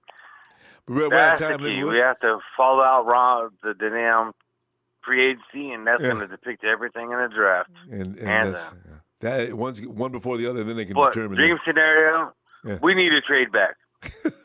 Hands down, we need to trade back, and there ain't nobody else out there that's worth trading back with because everybody else has got quarterbacks. That's true. But Linwood, we're going to stop, and I'm going to tell you what, I'm going to look for you tomorrow night on Raw. almost call it SmackDown. SmackDown is so much more fun for football. But anyway, all right, Linwood, have a good night, fam. Will do. And hit those likes, fam. Hit those likes for Ronbo Sports. Oh, thanks, Linwood. So your love. Hey, did you get a Valentine card for me? I thought I sent one in there. Well, now, I'm going to... But anyway, I'll send it out. I got to look for that. All right. There you go. That's hot, Linwood. I love it. All right, Linwood. That's have a good the night, love fam. right there. Hi, It fam. really was. Appreciate it. Bye, Linwood. Let me go up here and check out Coach, who says Wilson got caught 3 or 4 times by Buckner, and we know he isn't fast. I know. Telling you, Ahmad Brooks spent years trying to catch up with little. Boy, I tell you, Mrs. Wilson's baby boy, it was just too much for him. They got comedy clips with Wilson just running back and forth. Wilson sidestepping, run the other way, still looking for his receiver. See, that's what I'm talking about when I say you cannot give the quarterback all day to throw like that. They will win that match. Our cornerbacks will lose that match each and every time if that quarterback's allowed to run around like that. Harvey Huegas says, "What's up? What's going on? Why is Ramsey's name up in the Niner Empire news?" Oh, you know why? Because the potential for a deal. Because Kello's made everybody say, well, "Can we please get somebody to play that spot?" So, but I still think Kello's going to compete for that job next year. Mark my words. Wyatt Magachi says, it's an interesting way to say Wyatt, by the way. Can you shout out podcast? It is a father and son 49ers talk on Spotify, Stitcher, etc. Well, all right. What's it? It's Wyatt Magachi? Is that the name of it? All right. Wyatt Magachi. Father and son 49ers talk on Spotify, Stitcher, etc. All right. Look for that. Lawrence Barker says AB will be a 49er soon. It's going to be rough. Oh, you know what? It's going to come with a lot of stress. I don't know what the 49ers going to do to get that done, but that's going to be hard. Because like I said, the Steelers are not going to do AB no favors. As mad as he made him and Bill. Matthew Daly says, have you ever noticed the similarities between Kyle Shanahan and Bill Walsh? The way history's rotating, in that way I do. I need to see Kyle finally get a team, first of all, because expecting him to do things without a team is ridiculous. He needs certain players, and they need to stay healthy, at least some of them. You can't do anything with all your first-line people going down. When that happens, then we'll be able to make this similarity or make some comparisons even closer.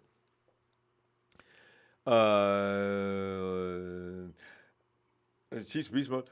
What's your favorite player right now on the Chiefs? Tyreek Hill. Boy, that boy can jam. I'm into speed. I mean, I really am. This is why when everybody else talk about this guy, I said I was a Marquise Hollywood Brown fan too, but I said, he's just a little too small. At 160, 170, he gets to get hit one time, and then we're looking for somebody to take his place until he can get back, if he gets back. But some of these guys they know how to get hit, apparently. Like Russell Wilson. Wilson played, how many did Russell Wilson ever miss a game? They know how to take impact. It's just amazing. Must be studying like jiu-jitsu or something. Cynthia says, I'll bet Jimmy G will run out of bounds next time. Oh, I think he had signed some papers on that. Don't be being no hero out here. Get out of bounds, Jimmy. Paul Salvi says, stop with the Mullen talks. He's back. I'm missing something in the chat. There's a second person that says stop with Mullins. I agree. Mullins is not going anywhere. Pappy Pablo says, AB meet with the Steelers owner this week. They met the other day already. I don't know. A second meeting's being scheduled. Gio Utley. Every time I read that name, I think about Muttley. Gio Utley says, when are we going to accept Thomas is a bust? They got to declare it first, all right? Because you already know that Thomas is now being carefully scrutinized by the brilliant eye of one Chris Kosurik And he's supposed to get back to everybody and say what his evaluation is of one Solomon T, and tell him what and where we should put him in order to get the most out of him and most production from him. Gotta wait. Well, it's a big show. It's a big show on Sunday night. Hey, show. Come on in, man. First of all, I'd like to give a shout out to Jersey Joe. That was me who busted down the door when you spoke about Kendrick Bourne, because I occasionally have to do that, which is very rare that I do that. But every time you bring up his name and we're on the same page, then I definitely have to chime in. And so, like, first of all, I apologize if you felt that was rude, but I normally don't do that. But and shout out to Bashar, by the way. I tried to tell Jersey Joe that Kendrick wouldn't have to worry about giving up anything, because either A, be put back on the practice squad to where 84 would become available. He's ineligible for the practice squad. Or he'll be cut. Or option B, he'll be cut after preseason if he drops another situational football from a third-string quarterback. The man can't get no appreciation. All the great things he does, and he still gets blamed for everything. I am not happy with that. Anyways, I understand your pain. Go ahead.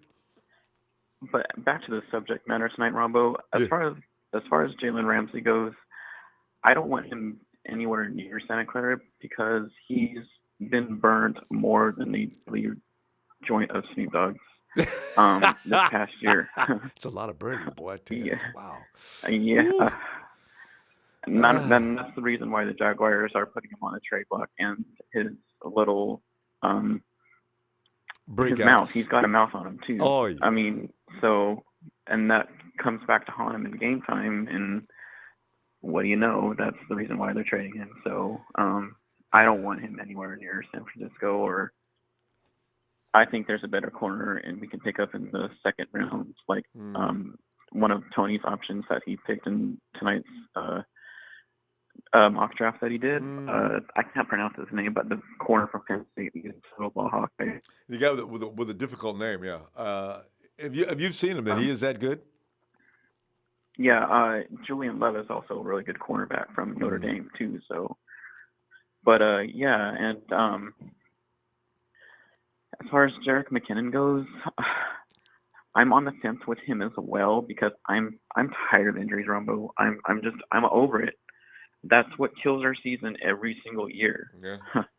You know what I mean? Yeah. By not selecting durable players. I understand it's a hard-hitting sport and it's part of the game, but when you're constantly injured like you are, a problem for me. And I'm constantly injured. He got injured. He got injured at the beginning of the year. We didn't see him anymore. What do you mean constantly injured? I want to see. That was his first time in his career, I think. A full season with Kyle Shanahan, and we need to let him go after this coming season. So yeah, I got to tell you though, so you're never going to get a player that's not potentially going to get hurt. You're never going to get it. There exists. It's a violent game. There's no such thing as a player so durable that he can't get hurt. So you might as well get over that. Although we did have a strange amount of injuries, though. But you brought up Marquise Brown earlier, and I agree with what I mentioned to you earlier, in like right when the season ended and all the bowl games started ending. He was carted off with an injury in the Texas bowl game. Hollywood? Texas. So, yeah, Marquise Brown. Yeah. But he was out there. He was out there running routes and doing things with his cousin Antonio. I follow them both on Instagram, and I just don't want Marquise Brown. He's way too small, and I don't trust guys who are under 190 pounds. And yeah, and I got a feeling he lied about his weight. I don't think he weighs 170. It's a recipe for it's a recipe for disaster. So especially when you're going up 300-pound linemen. So they're going to be really physical with him because they know that too. So yeah.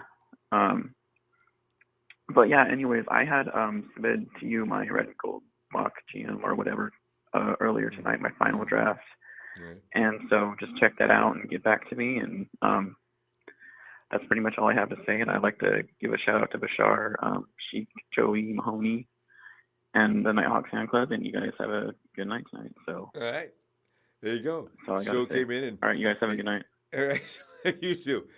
It's hilarious. So, as soon as you heard Kendrick Bourne's name coming, he's zipped right on in here. I don't know what he has against Kendrick. Show treats him like Kendrick came over, peed in his cornflakes, and left. No matter what he does, okay, here's the thing. You can remember every mistake a player made, okay.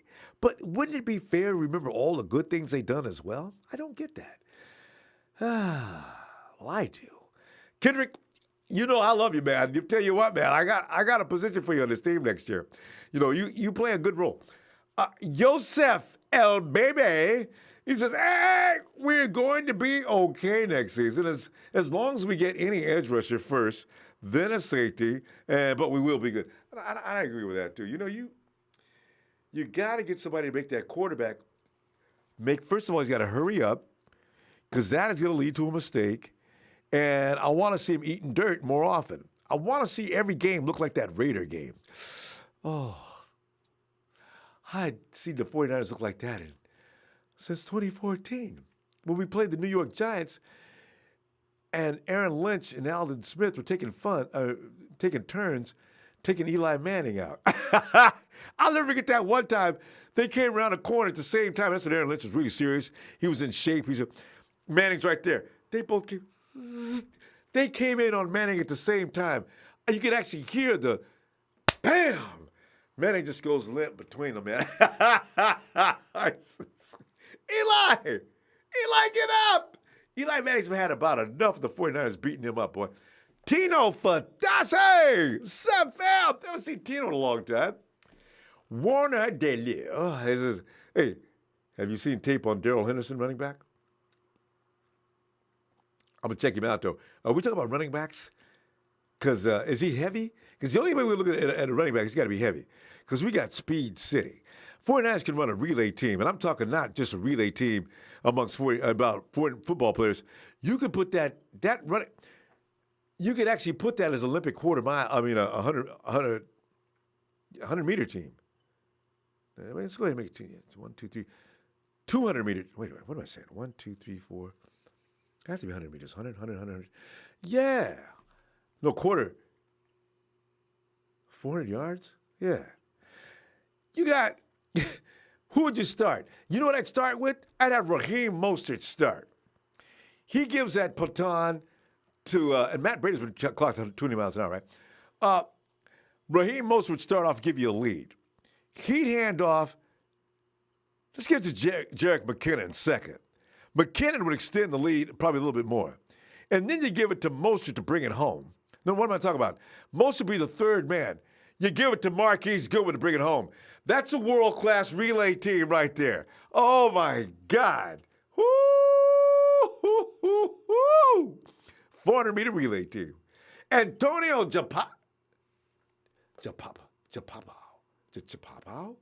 Antonio J, I'm going to call it. He says, hey, Antonio's from Brazil. Antonio! What's up? Adrian Gutierrez says, I think Mostert is a monster running back waiting to happen. That's why I know he ain't going nowhere next year. He stays on the special teams. He'll be out there all the time. Anything happens to one of our running backs is so ideal. Mostert steps right in seamlessly. All right. Victor Rojas says, pick up Jalen Richard. He would fit Kyle's offense and strive. Smith says, Malcolm will get released, but Jay Ward is not a 49er at this point anyway. He's a free agent. Hey, that's right. Jimmy Ward's contract did run out, didn't it? They just don't have to pick it up if they don't want to. That's right. Money Sack Town. If we win this upcoming season Super Bowl, we will have so many players knocking on our door to be a Niner. And they will be told no because we're keeping the same team if we go to the Super Bowl. Because all our guys are pretty young. So, you just wait till the contract expires and pick up another one of these guys. I also hope we aren't going to be on Hard Knocks. I think the 49ers have emphatically said no. We ain't going to be on Hard Knocks. Jamal Fagan says, what is this I'm hearing? Is Jalen Ramsey possible? Could come to us? Man, if we get him, boy. because Jalen don't know how to act. It's like Jalen could have been putting on an act just to get the hell up out of Jacksonville. Because, Amari Cooper worked for him. Amari said, Amari's dropping the ball like crazy. All of a sudden, he get to Dallas, he can catch the football. What? Jeff Tarrant. Of course I did, Jeff. Thank you for those roses. I like blue ones, though. Sheik! Come on in, Sheik! Ronbo! What's going on? Sheik, man, I'm just sitting back here and enjoying the fact that we got a healthy running back that you're not feeling too sure about. And then there's Jalen Ramsey. And it looks like more and more people talk about that. I thought I was one of the only people that noticed that. Because, a lot of people ain't feeling no Jalen Ramsey, but I'm kind of liking that idea. But, Sheik, go ahead. Start with why you believe that you don't want to believe my boy Jerick is all right when he says he's ready. Well, the thing is, the reason why, Ronbo, I think we overpaid for a running back. Like, I know he has that Kyle fit. I trust Kyle, whatever he does. But the thing is, for an ACL torn for a running back, it's very dangerous. Without that power, with that leg movement and the knee joints and all that, for a running back, it's really bad. And it just reminds me of like a Marcus Lattimore kind of situation. I'm not saying the same injury, how horrid that was, but it freaks me out a little bit, Ronbo.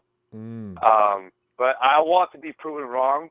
I think whatever Kyle and his organization picks and they have faith on, I definitely want to be backing them up 100%.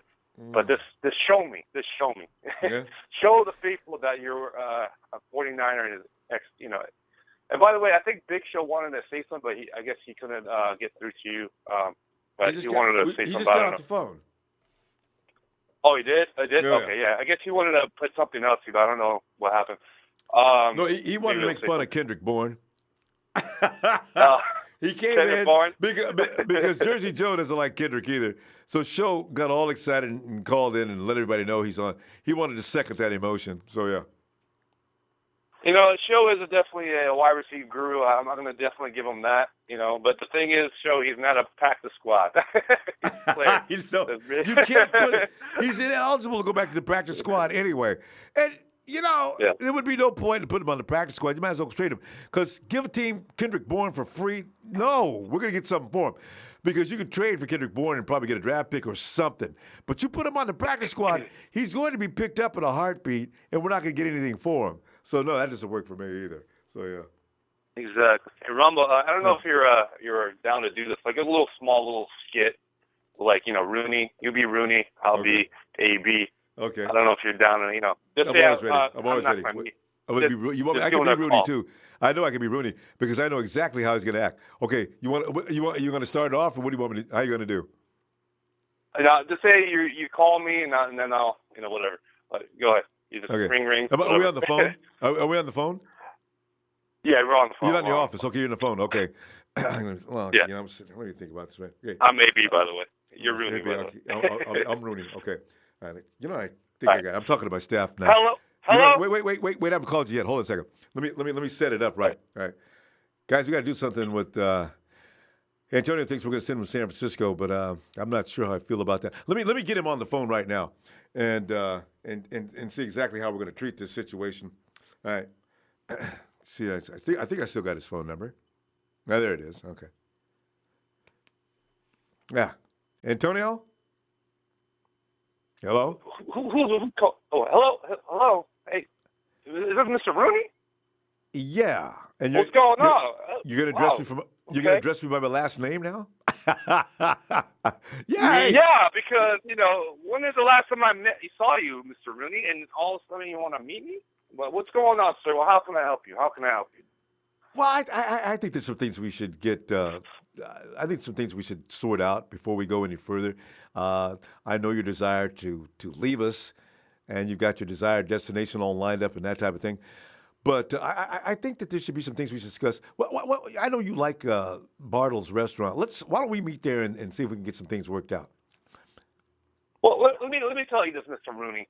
I've been in the Steeler Nation for a while, and I was, but the thing is, I got, everybody thought I was a 6th-round pick. I'll be honest with you, I'm a 7-time Pro Bowler. I get 100 receptions every year, and then you think I'm the problem. I am not the problem, Mr. Rooney.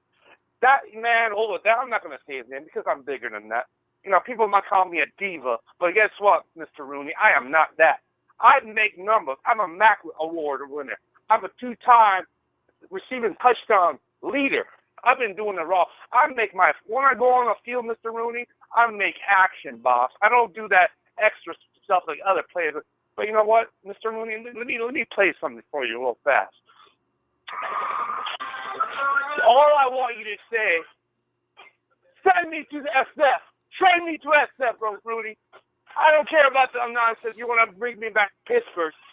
And I swear to you, Mr. Rooney, if you send me to another team, I'm going to be like Terrell Owens and veto it because I want to go to SF. This is where I belong. Jimmy G's my quarterback. Like Terrell Owens says, the GOAT wants to teach me. I am the baby GOAT. Mr. Rooney, all I want you to say, show me the trade to SF. Antonio, last year I thought about having you brought in for drug testing. And now, after this conversation, I'm convinced that I should have went ahead and went through that. Listen, do you know that we haven't won a playoff or been to the playoffs in the last 2 years? And it had largely to do with some of the disharmony in my locker room. Now, I want you to come down off your high horse and think a minute. And you and I both know I am not about to accommodate your trade to anywhere unless I feel it's going to be beneficial to the Pittsburgh Steelers. Are we clear on that? And there's some things that I think that you should apologize for before we go any further. What do you want me to apologize for? Being a 100-yard reception. People say I'm getting old, but I've been working hard, eating right. I've been doing my thing you have a quarterback that is making everybody lead, Mr. Rooney, Mr. Bell, a safety. The other players are not happy. You sent Mike Wall. Mike Wall's left. And then you have you think Juju Schuster is going to be staying around? Let's be real, Mr. Rooney. It's time. It's time. Show me the trade. So you know what, though? We're joking, but you know what? I got a feeling some of this is really going down. I got a feeling some of this is really going down in Pittsburgh. Rudy Jr. is probably saying, listen, if Antonio calls back here again, I'm not here. I swear to God. Well, tell him I'll meet him. I'm not talking to him on the phone anymore. That shit, good stuff. But we got to go super out of time, man. All right, people, hit that like for Ronbo Sports. AB, show that trade to SF. Let's go, baby. Shout out to Nile Fan Club. Mr. Rooney, this is Antonio Brown's attorney. I'd like to have a word with you, please.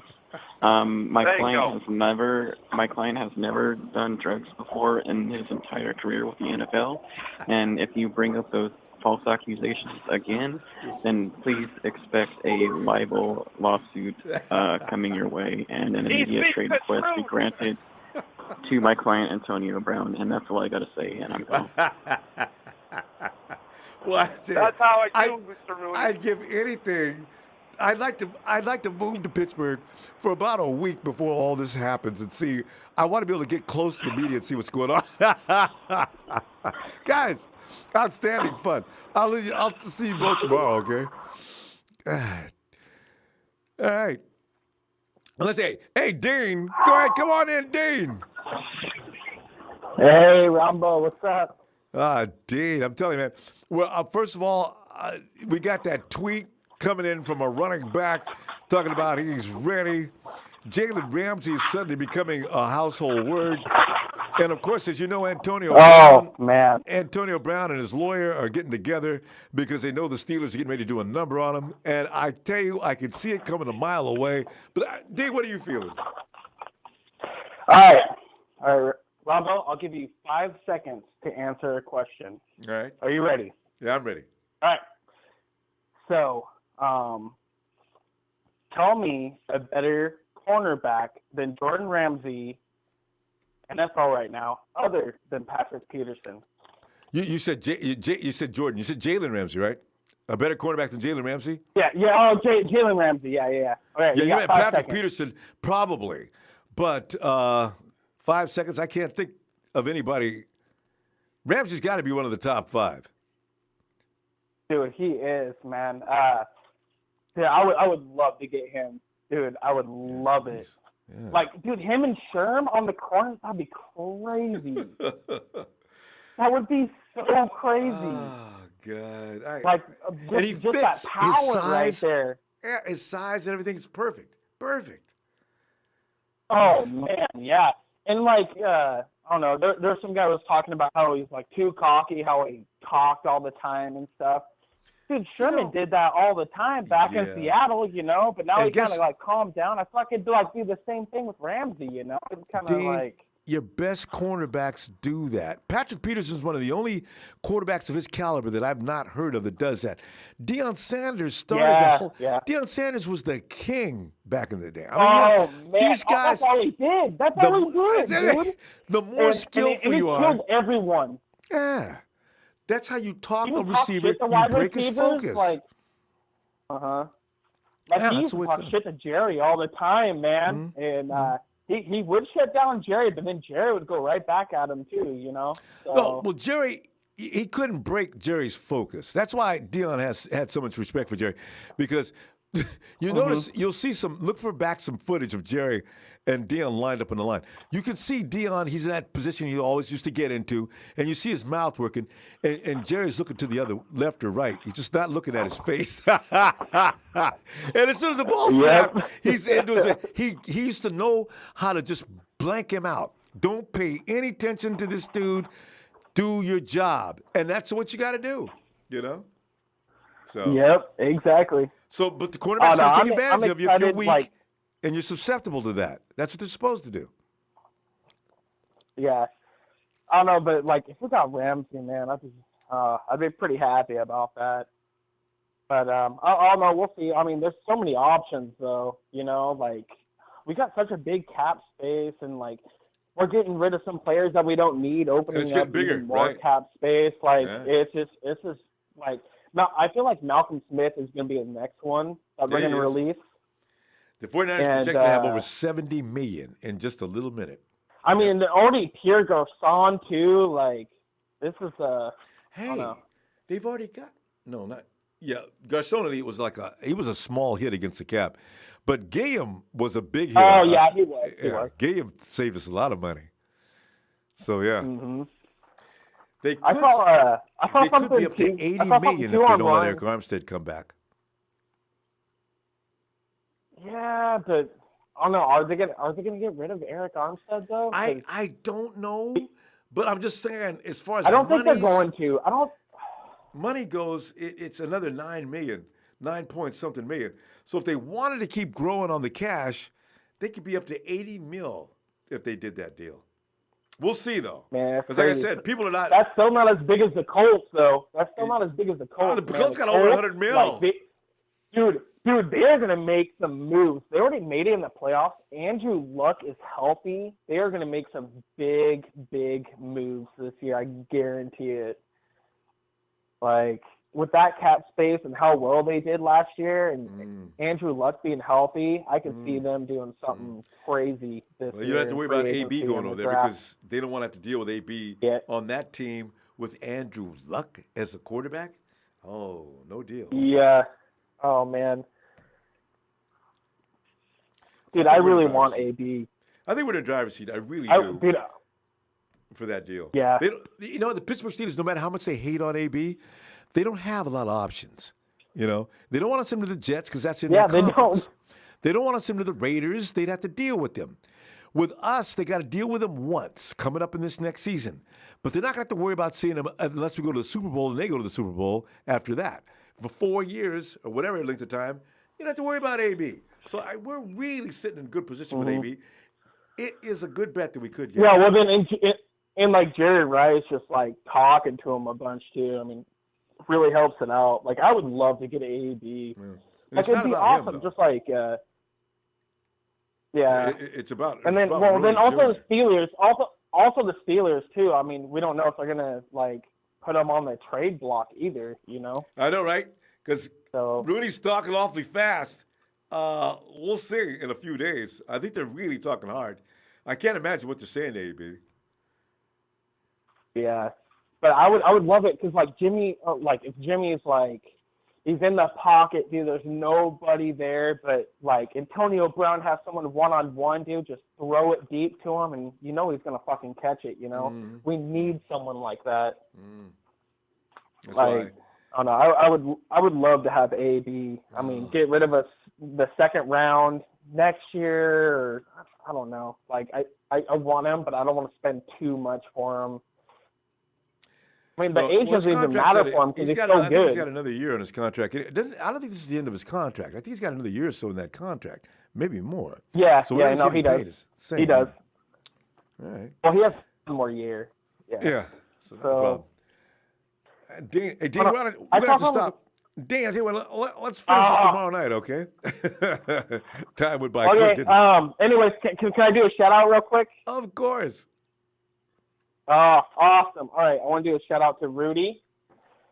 So the Rams are now 1-5 in the Super Bowl. I didn't even know about that. Congratulations, bro.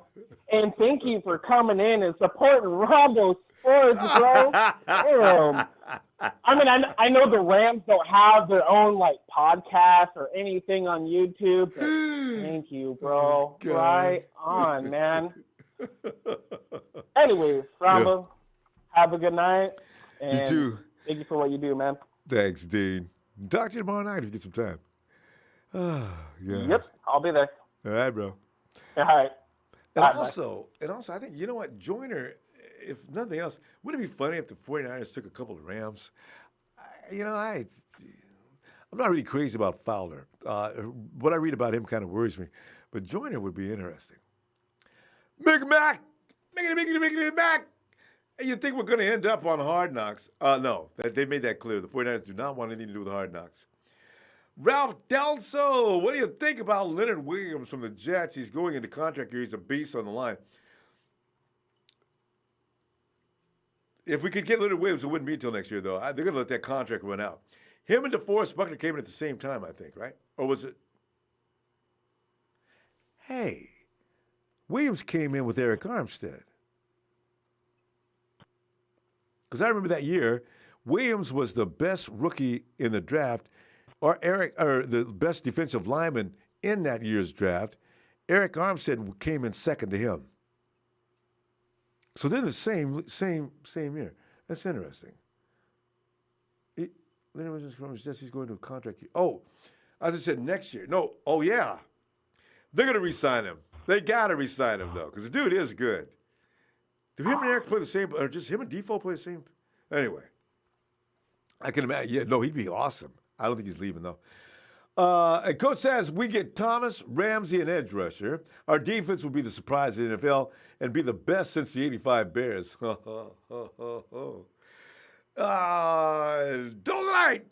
for our fans, if we make a big trade, don't get too high or too low. Just wait to see what happens during the season.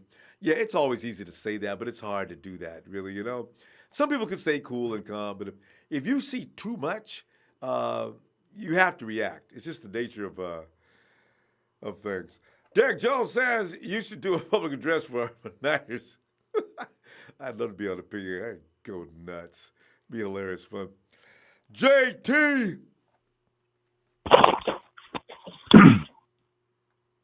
Hello.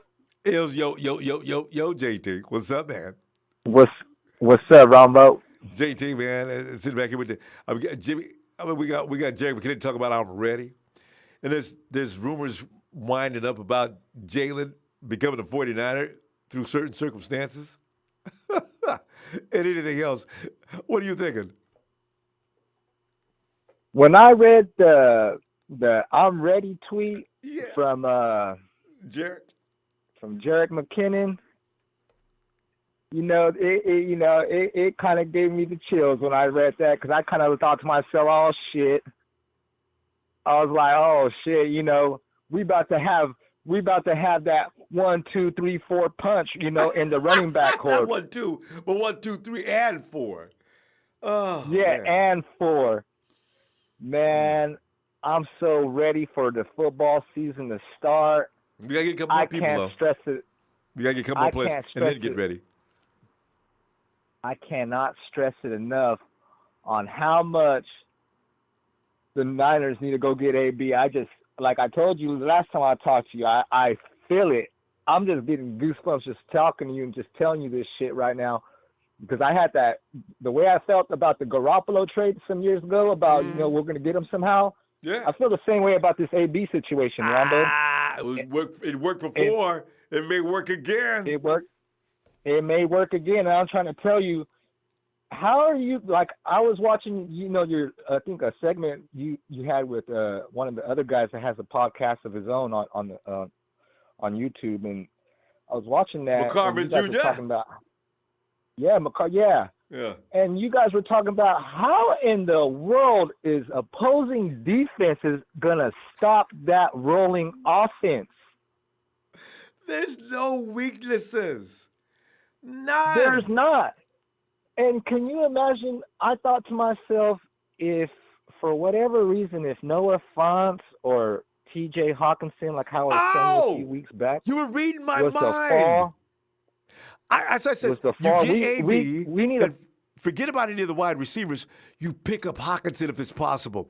Can you see George Hawkinson out there? Oh! Can you imagine that offense will be giving a fucking defense so much stress? I don't give a fuck who you are in the NFL. You're going to go down. Damn right. You're going and they down both like in a to heartbeat. block. Oh. Yeah. I don't care who it is. Fonts, Hawkinson, they both block. That's who I think they need to go get in the second round. And to tell you the honest to God truth, Ronbo, if not Hawkinson, I like to get Jalen Ferguson, the other pass rusher, after we get Joey Bosa. Because from what I heard, there's not going to be no veteran pass rushers available. They're all going to get a franchise tagged, and so the only way I ever see it, if we could get either that tight end or Jalen Ferguson, and with Joey Bosa in the second round, I think. In the first round, I think we'll be good. Yeah, and that'll be. But man, in the second round, I could just see the sweat pouring off Kyle Shanahan's head as they get down to pick 32, getting ready to go into the second round. And Bob selects, it's not Hawkinson. First, they get to the top of the second round, pick number 33. There's the Cardinals. Hey, John, you think I'm gonna leave Hawkinson there for you, don't you? He is so gone. Get over it. I can see the Cardinals taking him right in front of the 49ers. And oh, my God, we almost put Iowa State. I mean, is it State? Somebody corrected me on this one. Anyway, we put the two Iowa boys together. Oh, no. The Cardinals broke it up, and they took Hawkinson, and the 49ers are going to pick him up, and you know this. What I don't know, Ronbo. I think one of those tight ends are going to be on the board still in the second round. I think both. You're right. Font will probably go first. If they're both the second round picks, I got to look and see because they put the 1 to 3 on both of them, right? From first round to third round, they're gonna take Font first. Yeah. You always have New England picking 32nd. They could get Hawkinson. And Gronk is leaving, or he's not playing as what he used to. But maybe they take Font. I want Hawkins. God, you know what? Right. I don't give a damn who is it going to be. If it's one of those two guys between the two, the Niners are going to go after that. I just feel it because we're just like a piece or two pieces away from the offense really rolling on defenses, and that's what I want to see. If you could go get AB, trade for AB. If it takes even if it takes to give up what'd you say? We didn't have a third round. We have a fourth round. If we give up a fourth round and second round pick for AB because they need to unload him and unload him now before he destroys that team totally from inside. They already got one destruction going on. AB is not going to cost like people think. But go ahead. Exactly. So that's what I'm saying. You get AB. Once you get the AB situation squared away, then you go in the draft. You pick up Joey Bosa. If not Joey Bosa, then you get Josh Allen. But you get Joey Bosa in the first round. You get T.J. Hawkinson or Noah Fant in the second round if either one of them two are there. And then you tell me, Nick Bosa, please, anybody on this show, if anybody's listening to me, tell me what defense is gonna stop that offense. I just don't see it. I just don't fucking see it. That's why I say I love me some DK Metcalf, but if Hawkinson, because those big guys like that, they're built for that. They do that all the time. They're built for that. There's word out now that they say DK may be top heavy, he could be injury prone, but Hawkinson ain't going to get hurt. That's what they do. Him and George. Yeah, that's what they do. Yeah, they both. They be blocking. They be blocking. They be hitting guys. And catching They're the ball. in for the thumping. Yeah, and they go out and catch for the ball. Exactly.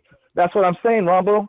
And once we get that shit solidified, we go get nothing but defense the rest of the way. Defense. And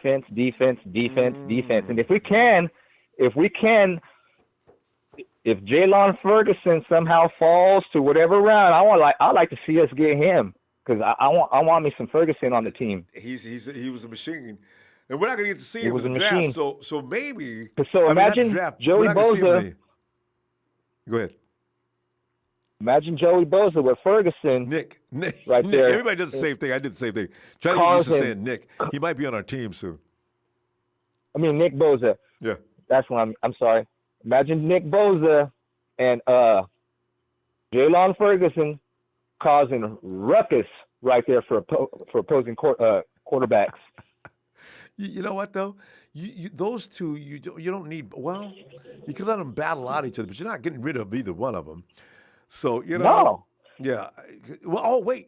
I'd rather go get Ferguson. I could actually put it to Sam. Yeah. Whoa. And I'd rewrite that Sam position. Anyway, Nick, JT, we're out of time though. Let's continue with this tomorrow, okay? All right, Ronbo. Hey, fam. Niner Empire, Niner for life. Hey, I just want to give a shout out for the Trez. I think he's a nut, man. He be cracking me up, man. He's our about nut. the Robert Saleh, man. Come on. Oh yeah. Get rid of that kid. Go have your oatmeal and go to bed, kid. All right. Hey, JT. Yeah. Anyway, yeah. I'm gonna see you tomorrow. Oh, you want to give a shout out to Trez as you were already talking about him. Yeah, he be giving Robert Saleh a hard time, man. Like you be saying, man, you need to give that man a chance to make sure he has all his he needs to be fully equipped before you make any judgment. I've been trying to tell him. Trez don't want to hear it, but he'll see next year. If Robert Saleh, if they can create some pressure from the edge, I tell you what, it's gonna be a different story. They're getting faster anyway. All they need is that missing link. JT, I'll be looking for you tomorrow, fam. All right. All right. My bad about the last. I think it was yesterday or the night before or something. I kind of left the phone hanging. I had to go do an errand real quick. Go ahead and tell us you had to go to the bathroom. It's okay. That happens on me all the time. All right, Ronbo. Thanks, JT. All right. Can you imagine? 49ers picked up Jalen Ferguson and one of the premier first-round picks.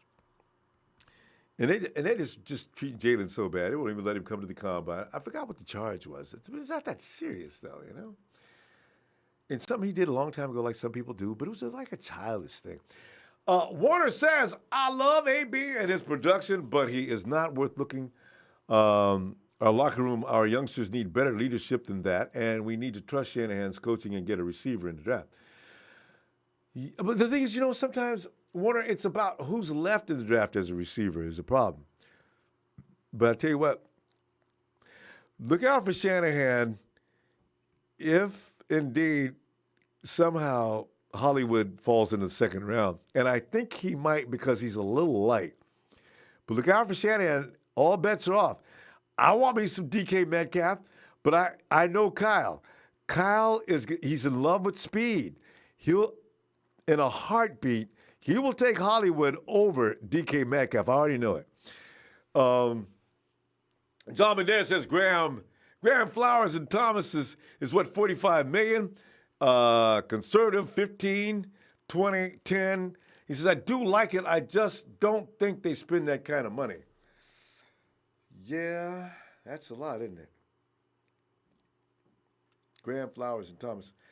The 49ers aren't going to, if the 49ers get Graham or Flowers, they're not going to go for both. I'm pretty sure about that. They'd get one in the draft. It'd be the Graham or Flowers, but not both. And Graham would probably be the least expensive of the two. Casual viewer says those Iowa tight ends are cool, and what do they feed them tight ends in Iowa? And who's running that part of the club? Man, good God, that's 2 years in a row they came up. This dude, man, him and Font, something else. Myrna Gonzalez. What's up, Myrna? She says, we should have never gave up Trent Brown. You know, I feel that way sometimes. But you know, anyway. He says he didn't give up a single sack last year, and that was on the left side. We gifted New England with that one, but New England also gifted us. We kind of owed him. I wish we wouldn't have to owe Trent Brown. But Jimmy G was a steal, second-round pick, that's it. And Coach says, offense, Jimmy G, McKinnon, Juice, running backs, tight ends, Antonio Brown, Kittle, tight end, Antonio Brown, Marquise Goodwin, wide receivers in our O-line, number one offense in the NFL, especially no matter what your individual evaluation of any of those people is, remember, it's Kyle.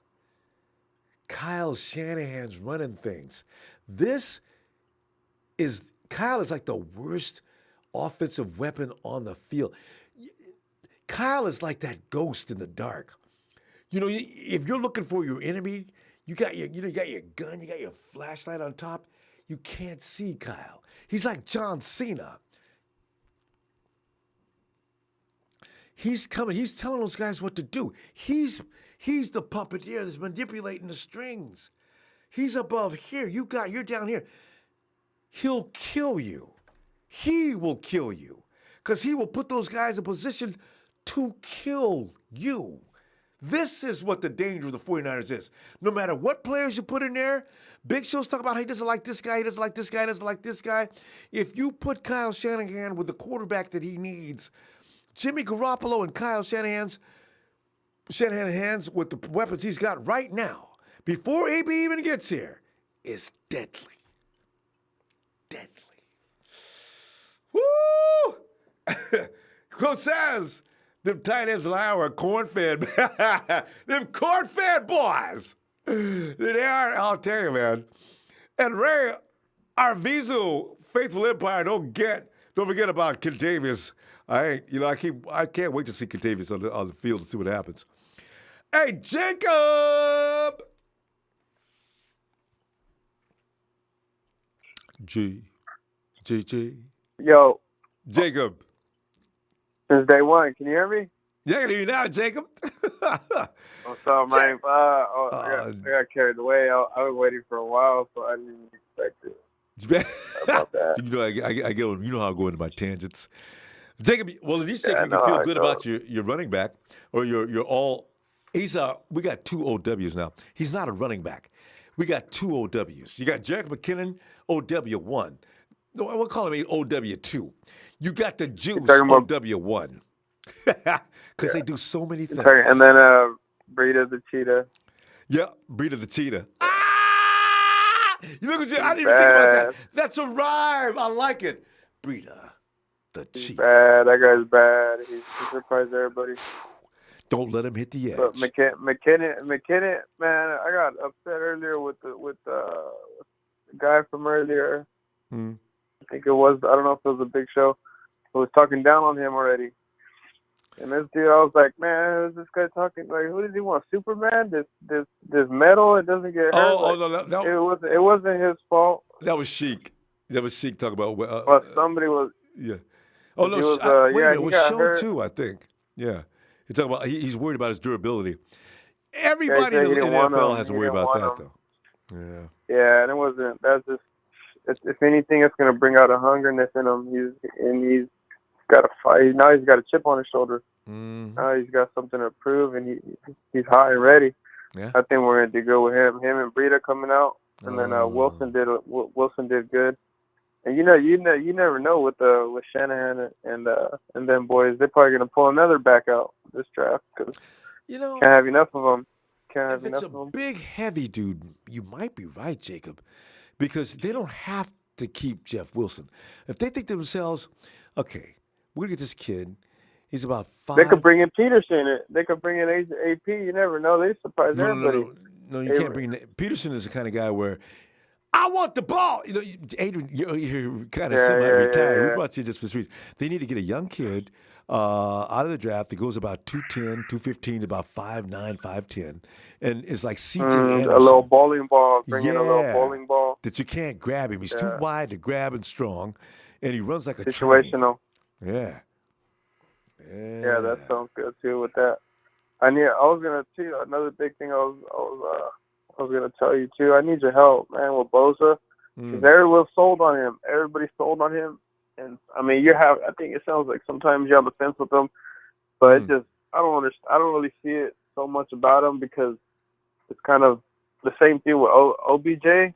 Yeah. Nobody wants him. Like, nobody's making a big case for him. And everybody's like, oh, he's injury prone, this and that. But he's already proven himself, But they want Bosa. Who's only played, 1 year, a year and a half? Who would you rather have? A year and a half? Yeah. Who would you rather have? Who are you talking about, OBJ or No, AB? I mean, if you're not gonna go Bosa, because we need to address that edge. Who would you get otherwise? It's a lot of options. I mean, I don't think Bosa though. That's got to be out because it's too risky. It's too risky, and he's only played a year and a half. At that, a year and a half? He's only played. Yeah, no, and then he sits out the bowl. And he's who knows if he's gonna he wasn't doing any practices. Who knows if he's gonna be at the combine? He's supposed to be at the combine. Yeah, he'll be there.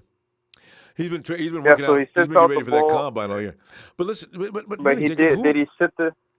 Well, he might be. But you know what? Who would you pick though? Because as I say, you got to address the edge. Where would you go? Who would you go after?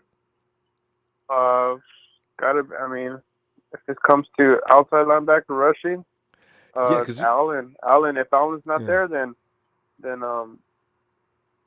a few guys, man. There's a few. If we could trade with Jacksonville just to get Ramsey, give them their pick, and then maybe a third round or something like that to get Ramsey, we could still get a Ferguson or something like that.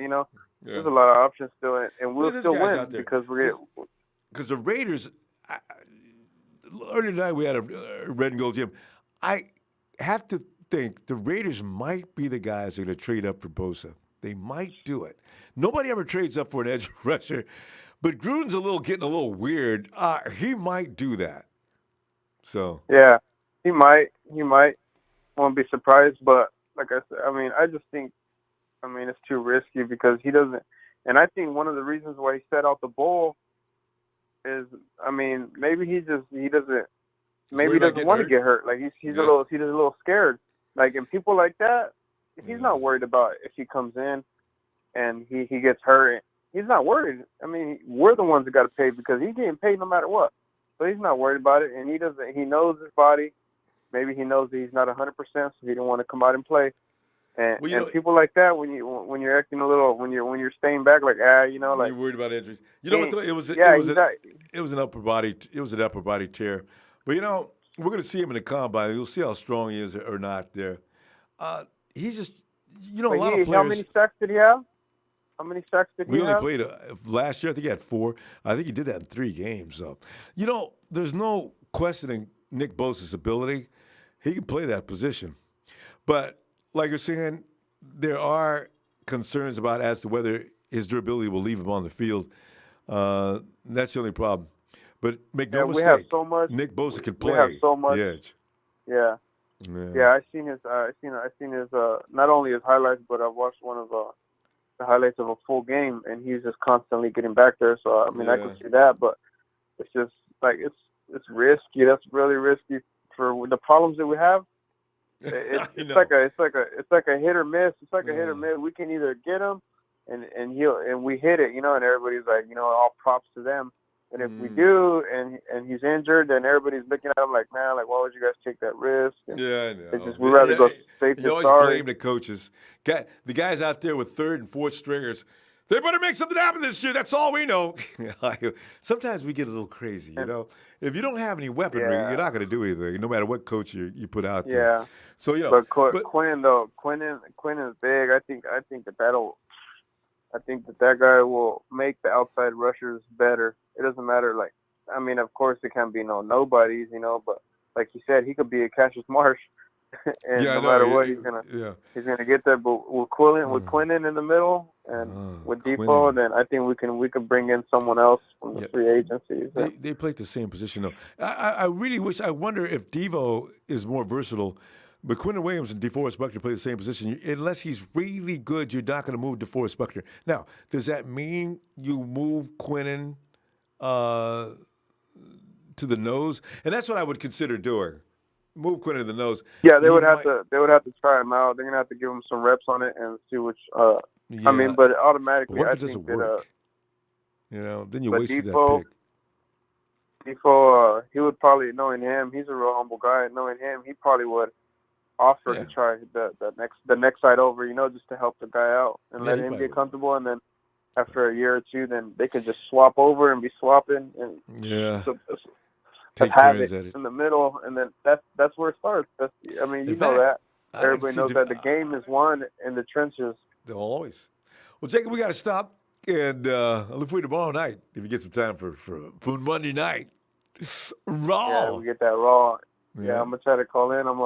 I got a few things to do. I mean, like I said, I'm out here in LA, and every time I was just with one of my coworkers, and he didn't know what to say. He's a Rams fan, and I'm telling you, these guys don't know. Either they just came out of the closet, but they just don't know. It's like they're not surprised. But they just like, I know. Yeah, like they don't got no argument. What are they gonna say? And I'm just like, they're just used to losing. Yeah. It's like a standard for them, and then it's going to get worse next year too. Tell them, every team comes out of the Super Bowl, especially a team that's going to lose a few players, and there's always a residual effect. Unless you're the Niners or the Patriots, then they all come out whack the next year, because we came out the year after that.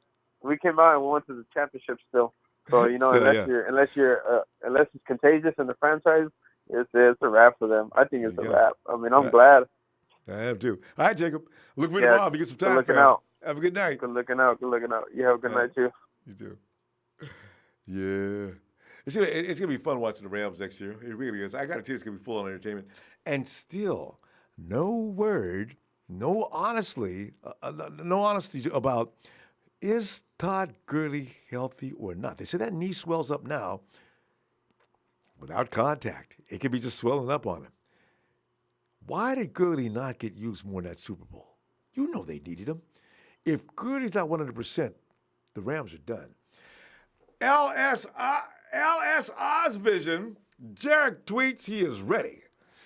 He's at Ronbo Sports breathing heavy with Jimmy G on the men.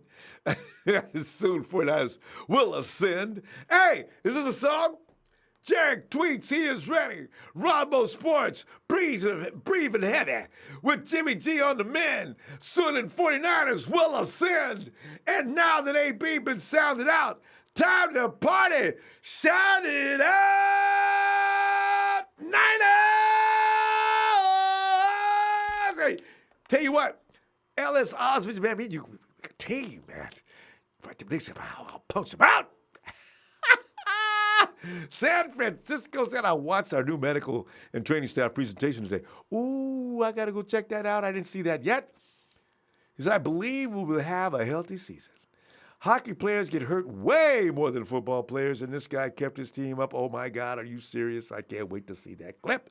Oh, man, he kept them all up. I know he's with the Philadelphia Flyers, man. And those guys, our hockey players are insane. Running each other at 100 miles an hour on a pair of skates. People got to get hurt. And where were we there? Oh, yeah. And there's Myrna Gonzalez says we need to swoop on Earl Thomas, order the Honey Badger, and then trade our second rounder for AB. Remember, we don't have to give up a second rounder. The word on the street is the Steelers are going to give up Antonio Brown probably maximum of a fourth-round pick. They're not asking for the house because they don't feel like wagering and going through a bunch of people because they ain't got a lot of options. They do not.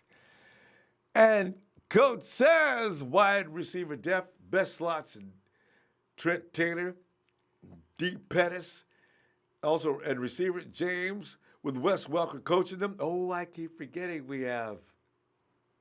Things have been improved around this team a lot already. With Wes Welker coaching them, Breda backing up McKinnon, and sometimes playing with McKinnon in the same backfield. Orgasmic! If we could get a pass rusher this offseason as well, that would help us. There's no doubt about it. 49ers are not coming into the season without a pass rusher from somewhere. I mean, it's either the draft, free agency. I mean, that is automatic. We don't know how good he's going to be, but they will be there. And then we can get stupid Mayock for the fourth pick at 24 so they can get Bosa. Yeah. Somebody, Will said that earlier. Make the Raiders give us everything. Y'all want that pick? Oh, please, please, Niners. You remember when we talk about Khalil Mack? Oh, don't bring that up. I know, but you know what? We even asked you about Amari Cooper. What'd you tell us? We're sorry. Listen, you can have 2 picks, 2 first-round picks. Just give it up. Okay, we want them first-round picks. And Raiders, next year, we want a second and a third. And it's all yours. What? Yes. You guys been doing a number on us. That's not the first time you guys did that shit. All right? So don't come in here acting like you're going to get anything other than that. If you keep arguing, I'm going to want a second, third, and a fourth-round pick next year. I'd be, the Raiders, I would abuse them like, and Jeff Tan says, new medical and training staff from Hockey League Philadelphia Flyers, right? Yeah, that's it, Jeff. That's it.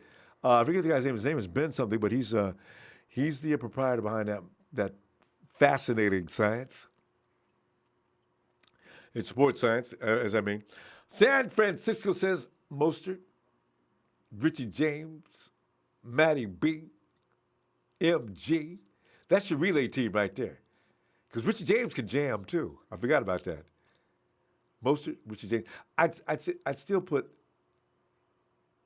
Jerick McKinnon can run it just a little bit slower, about a split second slower than Matty B, though. I don't know if Richie James can keep up with them dudes, because them dudes is world class. Richie's just crazy fast, but I'm talking world class. Matty B, Marquise Goodwin, Mostert. Boy. Ruthless speed. Quentin Camano is a Camano. Quentin Camano. Aloha, oh, my brother. He says, Jet better be ready. We got a lot of catching up to do. Quentin, man, my brother. Let's go get there, man. I'm telling you right now. Chris Wall, DK Metcalf is the number 1 wide receiver in this draft, in my opinion. Deebo Samuel is a different kind of wide receiver, but would be amazing in Shanahan's offense. See, we got to worry about Deebo, Marquise, Hollywood, Brown. I'm going to tell you this. There's a few guys in there that might ruin the chances for the 49ers to get Antonio Brown, because they do look good. But you want to get Antonio. This is a guy that's going down in the Hall of Fame at some point. Bobby Orr, get DK. Get DK. Get DK. It's a DK, man. Every time you see DK, they'd have him running out. They put a camera into the tunnel, right? And DK be standing there. 49ers, roll out. Have you running out there? They be playing. What's that group? They be playing that music that they play for the Transformers. Boy, it'd be funny, boy. Dun, dun, dun, dun, dun. Mark Espinosa, I think Kentavious Street's going to be a monster. Street, Buckner, Bosta, and Solomon. Boy. Wow, that's a match. Mooch. And it's a Mooch 2021. Mooch here from Santa Ana, 49er Faithful. Santa Ana, SoCal. As I'm going, Steve Young's plan, boost the offense with great wide receiver threats. Get our pass rusher, fix that no good secondary, and let's go. Tell you, it's all in the works. 49ers. If anybody thinks in 1 minute that John Lynch and Kyle Shanahan are going to sit pat, boy, I'm telling you right now, that ain't happening. They want to win more than we do. And you know how much we want to win? William Roberts. Quadarius Smith. Yeah, I had to check that out. Is that how you spell his name, really? Let's check that. Quadarius Smith would be great slot receiver if Trent ain't 100% yet, or if James was hurt as well. You know, you look for Renfro, too. Hunter Renfro is still... Hunter Renfro's another freak. I don't know where he's going to go in the draft, but, boy, you put him in the slot. And Myrna Gonzalez says Shanahan, he can win with average wideouts. He really can. That's the thing, you know. But all the places he's been successful, they always had a number one. Andre Johnson, Deshaun, Julio. There's always that standout guy. But you know what's really funny about that? George Kittle, his position be damned. George Kittle is your number one receiver right now, the 49ers. And he's a legitimate number one receiver. We're talking about a guy who has more yardage than most teams' leading wide receiver. And he's only going to get better. And with Jimmy G, take it up a notch. Tell you, man. Ray Arvizu, Shanahan licking his chops with the Jet and Jimmy G coming back in 2019, and you know this. Mr. Joe Pappy, I definitely think they need another weapon for wide receiver for Jimmy.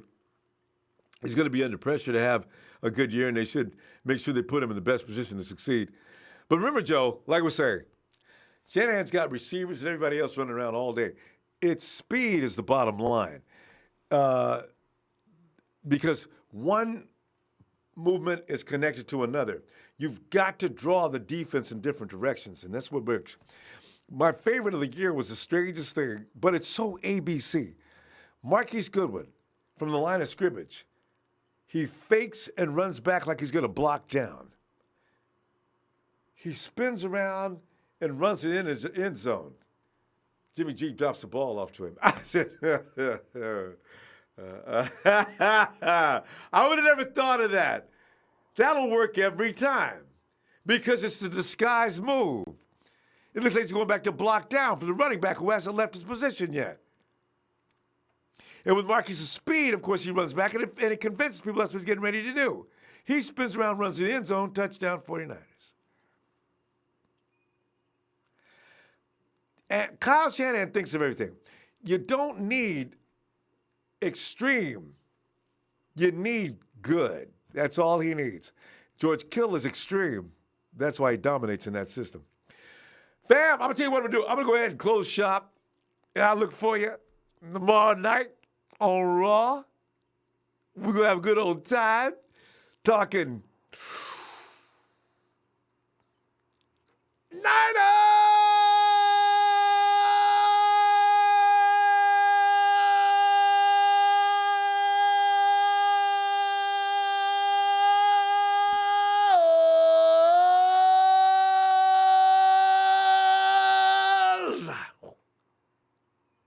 I already said hit that like twice. I was told to say it again. Please hit that like.